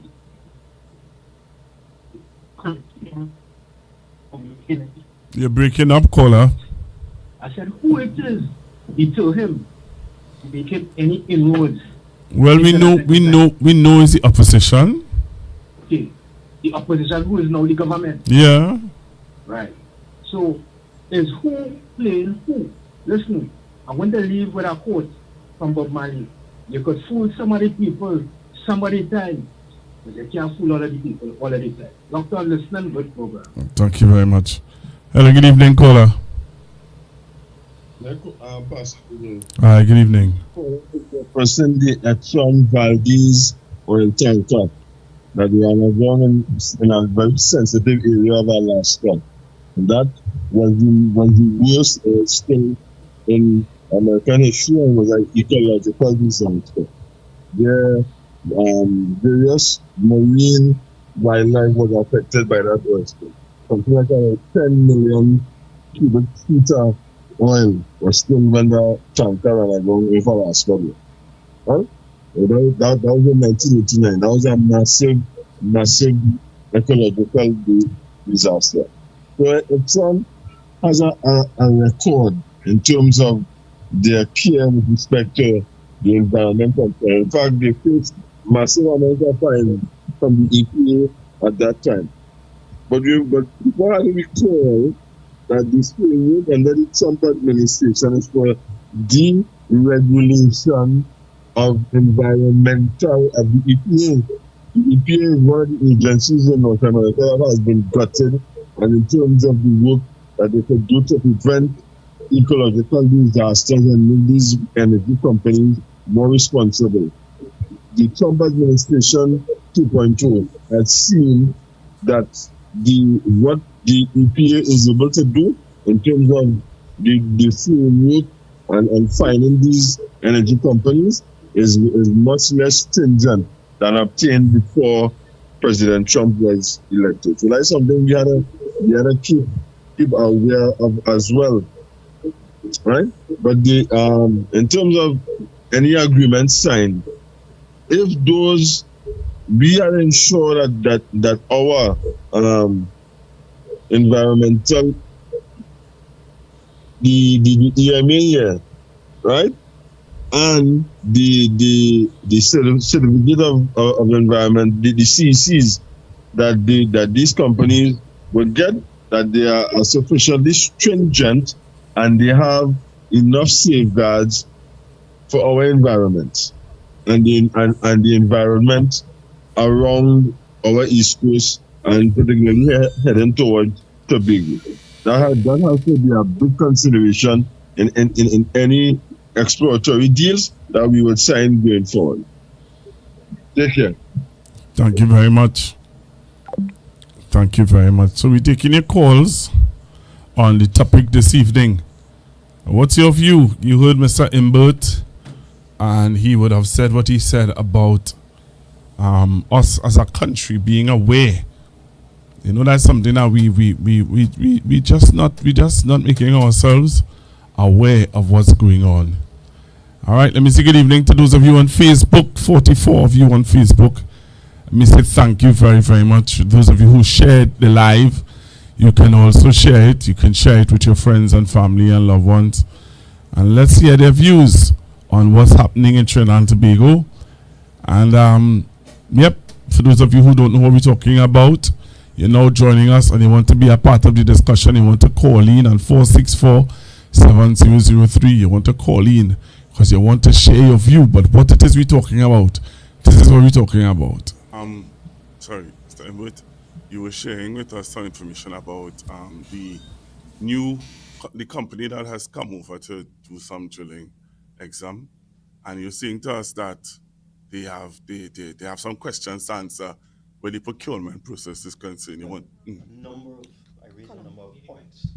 What I said is that we need to know whether this was by competitive bidding or whether it was sole select procurement. In other words, did they go directly to Exxon, or did Exxon come directly to them and an agreement was reached without competitive bidding? That's question number one. Question number two, and what are the terms? And question number three, when does the government really expect to get revenue from that arrangement if oil is discovered at all? Because first you have to discover oil. This is a virgin field, right? It's virgin. By that I mean it hasn't been surveyed. You have to survey, it's a green field. I think that's the politically correct term now. It's a green field. You have to survey it, then you have to drill and see if you find oil. And if you find oil, that you've found it in commercially viable quantities. And after you do all of that, then you do go into production. You're talking 10, 12 years, okay? So it's fine for them to make a big thing out of it, but it's not going to happen in this parliamentary term. In this term of the UNC, they will get no revenue from that oil.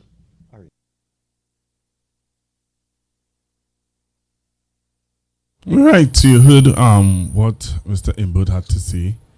So I am taking your calls. Taking your calls on 464-7003. 464-7003. What is your view? Do you agree? Do you understand what Mr. Imbert is saying? There are some people who are doing TikTok videos saying, oh, this is a breakthrough for us to open back the refinery. We don't need to give nobody else the refinery now because we good. We getting oil. Huh? What are your thoughts? Hello, good evening. Good evening, Pastor Google. Well, you see, that's why I like what the opposition doing. That is the things I want to see happening. And it's not supposed to happen today alone. You have to be questioning them at all point in time. And people have to go on, like you and others have to question them on that deal they make with ExxonMobil. And I want to see how far that's going, because they're giving their supporters that we get oil in the morning, and they're not getting no oil in the morning, but anything that tell their supporters, they take it as, yes, that go happen, and that go happen. And that is one part of it. The other part is that me and you know and everybody know, she could not attend that parade, or if she want to, she could not. Because of the bushy, and she running from all that bullying, that I'm telling you, the SOE go be finishing, and she will have to appear somewhere. And if she don't appear somewhere, she will get right in front of she house somewhere she lives in. So all that going on, so let she don't buck up and give people what they want. And only go around saying, sorry, threat. Maybe so on that threat, go. All right. I must give the opposition some credit and give them some kudos. The opposition had a press conference on Saturday after their General Council meeting. They had a press conference on Saturday. Kudos to you guys. And when I saw that you all were having a press conference today, I said, what? The opposition on the poll. They're keeping the government on their heels. Which I find is very good. Hello, good evening. Hello, Hi, good evening. Pastor Google. Yes. Yes, what I have to say, the opposition not transparent with that deal with the oil company. The what?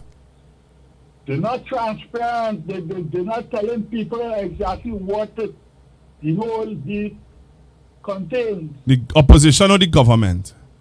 The government. I mean, sorry, I'm not a bit properly. That's sorry. The government. They're not telling you what is exactly taking place, and the opposition might have to go through the Freedom of Information Act and get information based on that deal. Because we don't know whether sign for them is not accustomed dealing with oil companies. They have a way that give away the country patrimony. You understand what I'm saying? So they have to might use the costs against exactly, because the government will be more transparent. Remember, that is the country patrimony. You understand? And these is people, they're always giving away something. With them, the government always losing money and paying them now. They go and fight back at court and all kind of things and spend lawyer money to bring back money. These is people, it can't be trusted when the government. They're not transparent. Most of the things they're doing, they're not telling people exactly what it is, what kind of deal, what is the pros and cons of the deal, what is the benefits, nothing. All right. So this, you understand what I'm telling you? They're not, I mean, they can't be trusted in office at all. All right. But everybody know that. Well, that's why we have to give kudos to the opposition for coming out they're and doing a very good job. Thank you. Okay, yeah. They're doing a very good job, and and they have to be more proactive and keep them on the toes. Thank you. All right, thanks. Thank you very much. Yeah, let's give the opposition, let's give them give them what is the just due, man. If they do something good, let's not let's give yeah, man. Let's give them the just due. All right. So we want to thank the caller for calling. We want to thank the viewers for viewing. And we're taking your calls straight until 11 o'clock. Straight until 11 o'clock. 464-7003. 464-7003. That is the number to call. Yeah, that's the number to call in. Share your views. Let us know what is your thoughts. Do you agree with the government postponing the Independence Day parade? Do you disagree? And if you disagree or you agree, let us know. Constructive Talk with me, Pastor Google, until 11. So we're taking your calls straight until 11 o'clock. All right, it's now 10:39, and we take your calls straight until 11.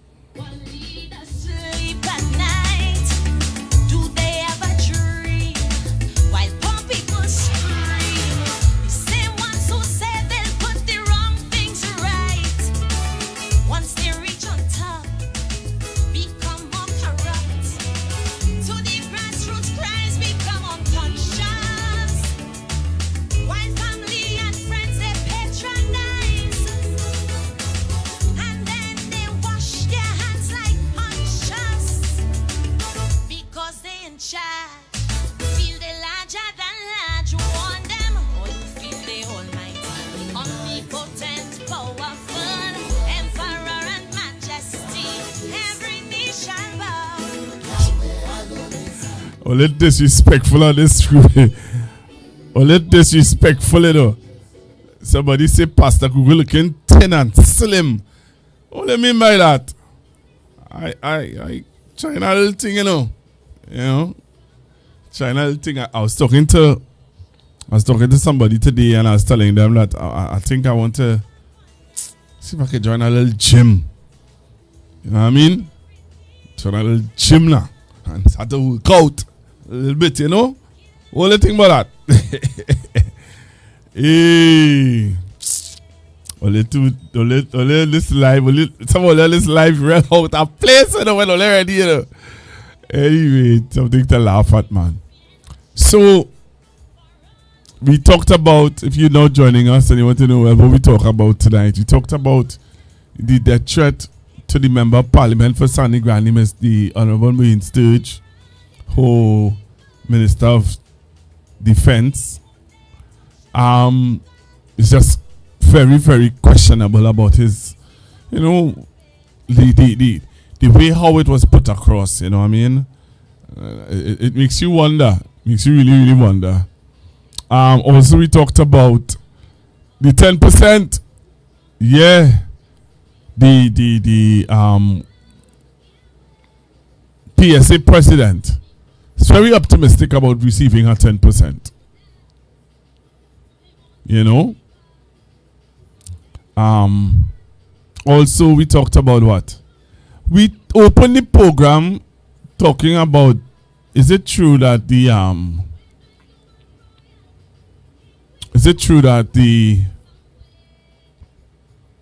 Minister of Culture got booed? So I would have played that for you.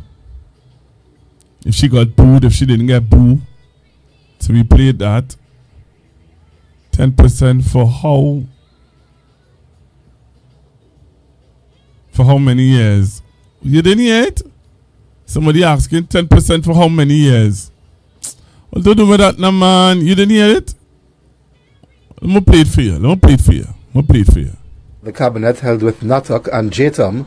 Public Services Association President Felicia Thomas recalled the campaign promise made by the UNC and its coalition of interests before they won the 2025 general election. The period that we are talking about that starts with no less than 10% is the period 14 to 16, 17 to 19, the very same period that we rejected the offer of 4%. A reference to an offer made by the former PNM administration to public servants for collective bargaining periods from 2014 to 2019. So, as I've said in the past and I'll continue to say, we look forward to no later than this budget, September, October, where workers can finally see that 10% offer placed on the table so that we could recommence negotiations at 10%. The PSA's president was very clear in her message to the new UNC-led government. At the head table was the former president of the PSA, who is now the Minister of Labour, Leroy Batiste. We just reflected our actions, and you know that we mean business as it relates to this, our commitment given to workers. They include among them, the Prime Minister have openly said, we will find a way to resolve all the negotiation as promised. The Labour Minister spoke after Planning and Economic Affairs Minister, Dr. Kennedy Sawat Singh. A response to the Honourable President of the PSA. Let me say quite categorically, everything we put into the budget, we intend to deliver. In the way in which we put it, in the manner in which we put it, and to everything we subscribe to in that budget. Dr. Sawat Singh is also a minister in the Ministry of Finance. So it is the intention of the Honourable Prime Minister and the Minister of Finance to fulfill our promise of that payment for the collective bargaining period 2013-2015, 2014 and 17 to 19. So rest assured that we are working extremely hard to make sure and to have that done. The planning minister then made an apparent reference to the government's next financial year, which begins on October 1st. As bad as last year's budget is, next year's budget is not going to be any better. Next year's budget is going to be just as challenging. In fact, our revenue position might be even more impaired. But which is why we need to find alternative ways of funding. The new UNC-led government is set to bring its budget for debate soon after the end of the Parliament's July-August recess. Jule Brown, TV6 News.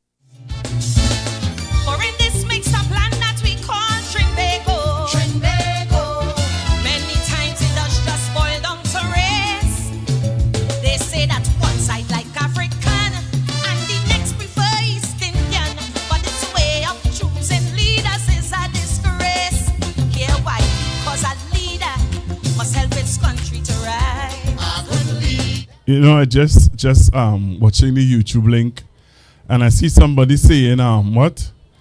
Somebody saying just hold on a caller. We'll take this call. Hold on a caller. Hold 1 minute, please.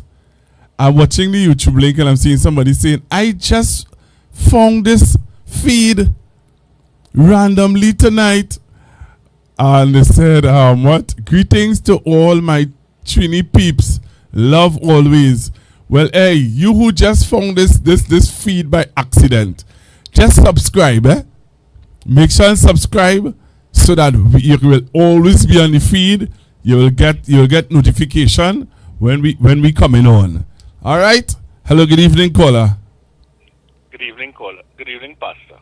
Good evening, sir. I told you it was difficult. It was difficult to get on, as I was telling you in the beginning. And I know there are a lot of people who are not yet on. When you say it was difficult to get on, what you mean? Explain. Well, remember to come up on the to pop up on the YouTube. Well, what people have to do is subscribe. The only way you will know that I am on is if you click that subscribe button. And when you click that subscribe button, you will get a notification when I'm on. Anyway. Yeah. You have to bring back Brian Manning, Pastor, because you see, we have to delve a little deeper into this money, because people have to understand it's for the years 14 to 16, 17 to 19. And according to what the PSA president is saying, they are starting at 10%. It's not 10% and that's it, She is saying they are starting at 10%. The question arises, where are they going to get that money from? And therein is where we have to examine everywhere that we, the people of Trinidad and Tobago, have money. Heritage and stabilization. We also have some external funds and so on. Or are they going to borrow to increase the national debt? Because remember, once the public officers get their increases, what they really want is the back pay. And it is the back pay that is going to trigger home a lot of money, 10 to 12 billion. Remember we spoke about this before. And they will want the money for Christmas. And they might not want it in pieces. Because I recall in 2015 when the partnership had signed up on the 14%, however how much it was at the time. The public officers said we want to be back paying, or we told the PNM government we want all the money. And the PNM had to go and borrow $6.6 billion in back pay, to pay back pay, if you recall. And I would like to know where it is they say they're going to raise the money, but from where? All of a sudden, everybody talking about God. The Prime Minister says, through God's grace. And everything now is prayers. But when Ola was talking about prayers, everybody was laughing and making a set of jokes about Ola Christopher. But today now, everybody talking about prayers, and through God's grace, we will find the money. But where they're going to get the money from? That is the question. Thank you. Thank you very much. Hello, good evening.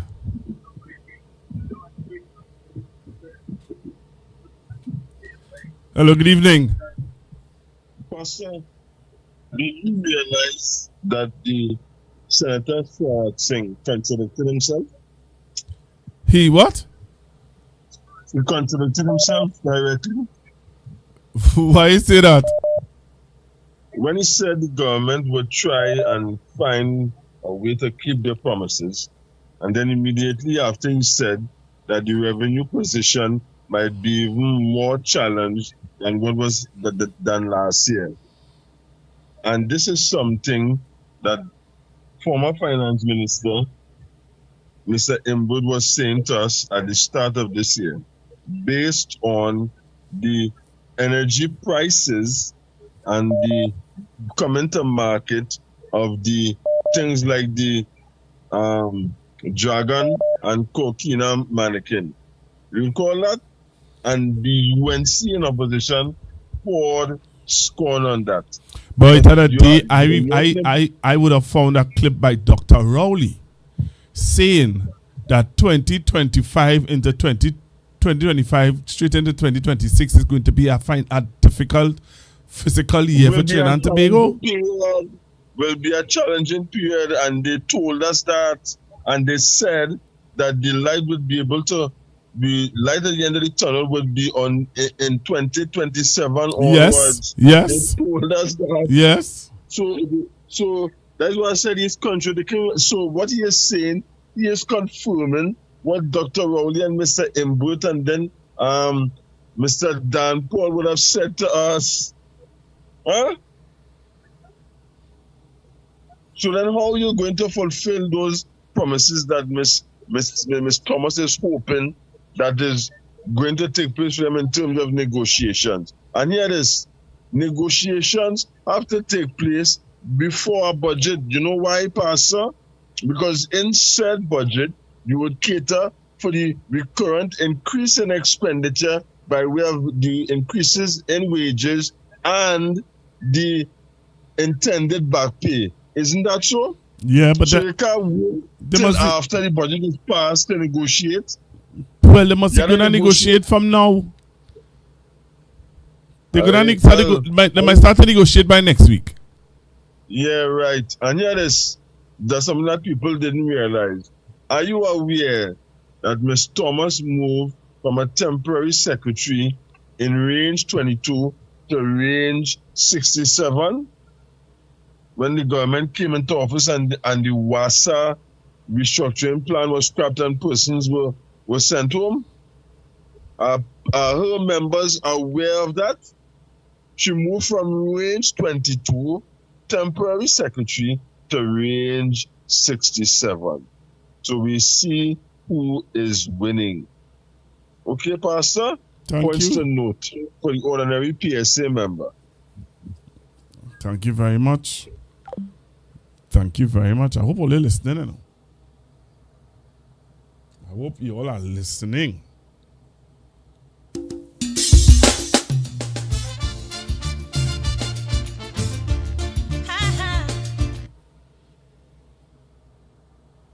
Hello, good evening. Possible. Yes, sir. You really expect somebody like Felicia Thomas to negotiate with that 10%? Have you forgotten that she used to work closely with Mr. Watson Solomon Duke back in the days? Whenever Boston was walking, particularly during the PDP campaign, she was there at by his side. You remember that person? No, sir. As far as I am concerned, Felicia Thomas is basically Watson Duke 2.0, female form. I wonder how they're going to get the 10%. Also, you have to remember too that in their manifestos, the government also plans to deal with the so-called state enterprises. So we have to find out if they're going to sell out TNTech, WASA, STT, UTC to private companies. Don't forget CPEP too. If CPEP will be going under a private firm as well. Maybe that's what I mean by reorganization. And respect to revenue, remember in the manifesto, she boldly says that she might, people who want to go to after certain sites, they will have to pay for it online. So don't really have to pay for the internet too. They might get taxed for going to certain sites, which is taboo. And because that could be a form of revenue for the government. I think she said that in her manifesto. Okay, Pastor Gould, you have a good day. Good night. All right, thank you very much. The cabinet held with NATOC and JTOM, Public Services Association President Felicia Thomas recalled the campaign promise made by the UNC and its coalition of interests before they won the 2025 general election.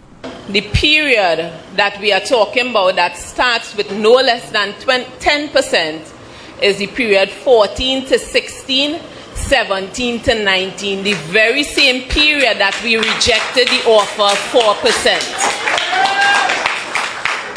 A reference to an offer made by the former PNM administration to public servants for collective bargaining periods from 2014 to 2019.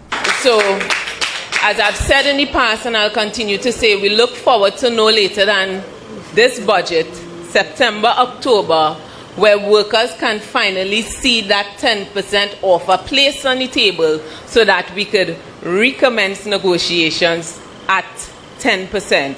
The PSA's president was very clear in her message to the new UNC-led government. At the head table was the former president of the PSA, who is now the Minister of Labour, Leroy Batiste.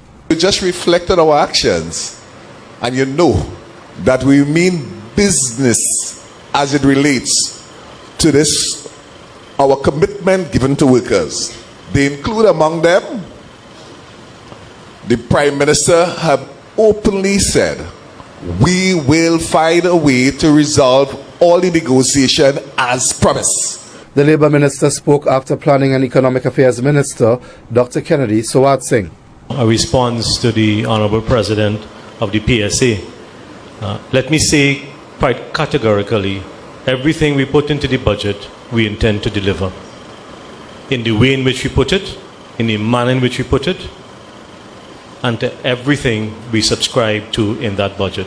Dr. Sawat Singh is also a minister in the Ministry of Finance. So it is the intention of the Honourable Prime Minister and the Minister of Finance to fulfill our promise of that payment for the collective bargaining period 2013, 2015, 2014 to when, and 17 to 19. So rest assured that we are working extremely hard to make sure and to have that done. The planning minister then made an apparent reference to the government's next financial year, which begins on October 1st. As bad as last year's budget is, next year's budget is not going to be any better. Next year's budget is going to be just as challenging. In fact, our revenue position might be even more impaired. But which is why we need to find alternative ways of funding. The new UNC-led government is set to bring its budget for debate soon after the end of the Parliament's July-August recess.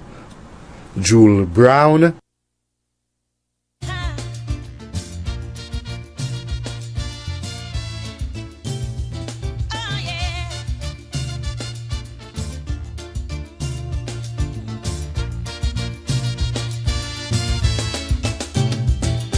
A leader, how to choose a leader.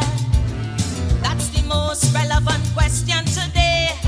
Now that the man retire, people spitting fire, and every talking head having their say. For in this mixed up land that we call Trinbago, many times it does just boil down to race. They say that one side like African and the next prefer East Indian. But Brown Eyes Promotion presents We Outside Tobago Carnival 3, October 24th to 27th, an all-inclusive package, inclusive of breakfast, lunch, and accommodations. Smith Drive, Lowlands, Tobago. Yeah, Mr. Yeah, caller. Yeah. Yes, Pastor. Uh-huh. If they are saying, Pastor, they were telling us 3 months ago that the economy crashed. The glass government crashed the economy. Kamala Prasad Bisesa came on television and said there was no money. She put her 2 fingers and put a big O. Zero. Have no money nowhere. No money in any ministry. Remember that, Pastor? So if the economy, the last government crashed the economy, because that is the favorite word they use. That is the word Minister Tanko used throughout his speech. Crash. There's no money. And 4 months later, you're still trying to find out how to raise revenue. And telling us and warning us that it's going to be worse next year, the next fiscal, than last year. But when Dr. Rowley said he better ban with belly, but you know what they didn't do, Pastor? They sent up the debt. Because you know what? Last month, the Honorable Prime Minister received a salary of $87,800 plus. And all the other ministers received their remuneration increases and back pay coming before the next budget. So they found money to pay themselves. They found money while they're telling other people in the audience, hey, well, things will be worse next year, you know. And that's why we have to find ways and means of raising money, according to Kennedy Swartzing, the minister. So that means they haven't found a way as yet to raise money, to raise revenue. And a word that I have not heard this government use since they got into office. You know what that word is? You know what that word is, Pastor? A word that a former gentleman on another program, another frequency like to use. I know it. What's the word? Just now. Diversification. Diversification. Yeah, that's a big word. Nobody is using that word again anymore. But when TNM in there, there's no diversification. No, why you diversifying when you're boasting about when you're boasting about the new company? Yeah, but we're talking about diversification. You have diversification. You have an oil company that come in to find and drill for oil. You're out of place. Well, when Dr. Rowley said that we will be dependent upon oil and gas for years to come. No, he can't say that. He said so. No, I'm not saying he didn't say so. What I'm saying is he can't say that. The people didn't want to hear it from him. Huh? They did not want to hear it from him. Oh, sorry. Oh, he mustn't say it. No, he mustn't say it. And he mustn't say we have to ban our belly. No. Dr. Oli can't talk about ban no belly. Oh, right. I apologize. No, their place.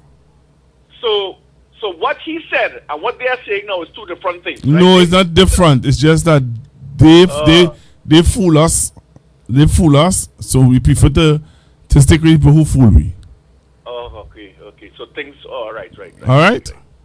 Because you see, Pastor, when Dr. Rowley said, we will not see any gas from the Manatee field until late 20 to mid 2027, maybe even 2028. I remember a certain Kevin Ramnarine coming on the television. Brown Eyes Promotion presents We Outside Tobago Carnival 3. The hurrying manatee. The hurrying shell to get the Manatee field up and running. Because they need that gas in order to bring in revenue. Because they now realize that the downstream industries are the industries where we're getting the ammonia and the urea and so on, are the industries to bring in the revenue. But nobody is talking about diversification anymore. We're only talking about oil and gas now. And when Dr. Rowley and they were talking about all of these things and the difficulties that they would have until maybe 2027, 28, as you rightly say, they didn't want to hear it from him. They didn't want to believe him because they find that he wasn't doing anything. But today, up to today, they still don't know how to raise revenue. How to raise additional revenue. Don't say that. Don't say that. They know how to do it. They know how to do it. Yeah, they know how to do it. I see. You want me to tell you? Or you want to wait to see? Well, I want to hear. I want to see. Well, all right. Well, you want me to tell you or you want them to tell you? You tell me. Well, I feel that the cotton backer CPEP and the cotton backer UFP and the forestry and they may just privatize MTS and privatize WASA. They may privatize with having the majority shares in CAL, and they may have the majority shares in T&Tech, the majority shares in WASA, but they will privatize those things with remaining with the majority shares, so that they will not have to be able, they will not have to budget for those things to be profitable anymore and those kind of things. They want to do. And just remember this conversation I'm having with you here this evening, and you will call and say, Pastor Google, you was right. But Pastor Google, remember what Kamala Pusabi said yesterday, I think it was, or Friday? Carla making no money? No, she said that on the Monday night forum. Well, Monday night, sorry. Last week Monday, she would have said that the accounts department have about 80 members of staff, and she's calling on them. She said to them, if you don't make CAL profitable in the next 2 years, you will lose your job. And I heard where the union now, the aviation union is saying they have to investigate and ask them what you mean by that. Yeah. But Ancelotti and they have nothing to say. And that is my point. So who are we to believe? Who are we to believe, Pastor? She is going to privatize CAL. CAL is going to be we're going to have the majority shares. We're going to have the majority shareholder. We are going to be the majority shareholder, but they are going to privatize CAL. You see, when she point out CAL, that is a sign. You see, MTS, they go privatize MTS. Well, MTS in real trouble. I don't know how they're going to get the $700 million they're being owed by the state enterprises. Right. So what they will do is that they will write it off. They will hold the majority shareholder in MTS, but they're going to privatize it. And they're going to privatize WASA. They're going to privatize T&Tech. Because those are the two main public utilities that is taking money.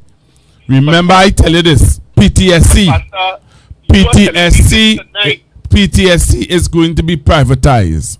But Pastor, you are telling me this tonight, and I heard Minister Padarat say that they're going to find the $7 billion for T&Tech to give to NGC. No, they can't find it. If they come on, let's be real. You just said a while ago that Ms. Bissessor said that there's no money. Where are they going to get the money from? So Padarat lying to me then?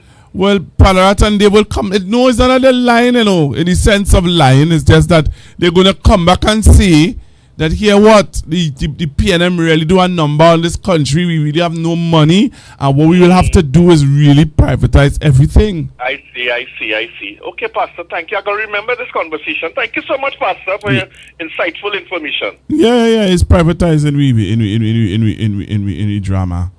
They will privatize it, yeah, man. I will not be surprised if they privatize the police service too. Right, okay, Pastor. No, they may end up doing that also. Only think it's a joke. I'm very serious, you know. Hello, good evening. Yeah, good afternoon, Pastor Giggler again. They already changed the security guard, the security company in San Fernando General, all in the teaching hospital. When you go there, see new guard, they already changed them guard already. So they start. No, but they were always privatized. That was always privatized. Hello, good evening. That was always a private company. Hello, good evening. Hello, good evening. Yeah, Pastor. So what you're telling me right now is that, according to what you say, that Wasa ain't getting no subsidies again. No, they can't afford. They cannot afford to subsidize anything anymore. But the SRC, they give them. Yeah, they crashed the SRC thing. And they say they're giving that to the people. No. They crashed that. Instead of the Tobago Revenue Authority, they crashed that too. Yeah. So they'll privatize. $10 billion you're supposed to get there. Yeah, they will privatize everything. They just privatize I it. heard the thing about the property tax. I wonder if they take it out or it's still there. Well, it is there. If you go to buy a property right now, you have to pay property tax, you know. Yeah, so, well, partner, I will keep listening to you. It's all right, don't worry. All right. You go later. Yeah, man. Let's wait and see. That's the only way that they can balance the books, you know. Let's be real. That's the only way they could balance the books. If they privatize those public institutions, they privatize them. Honestly.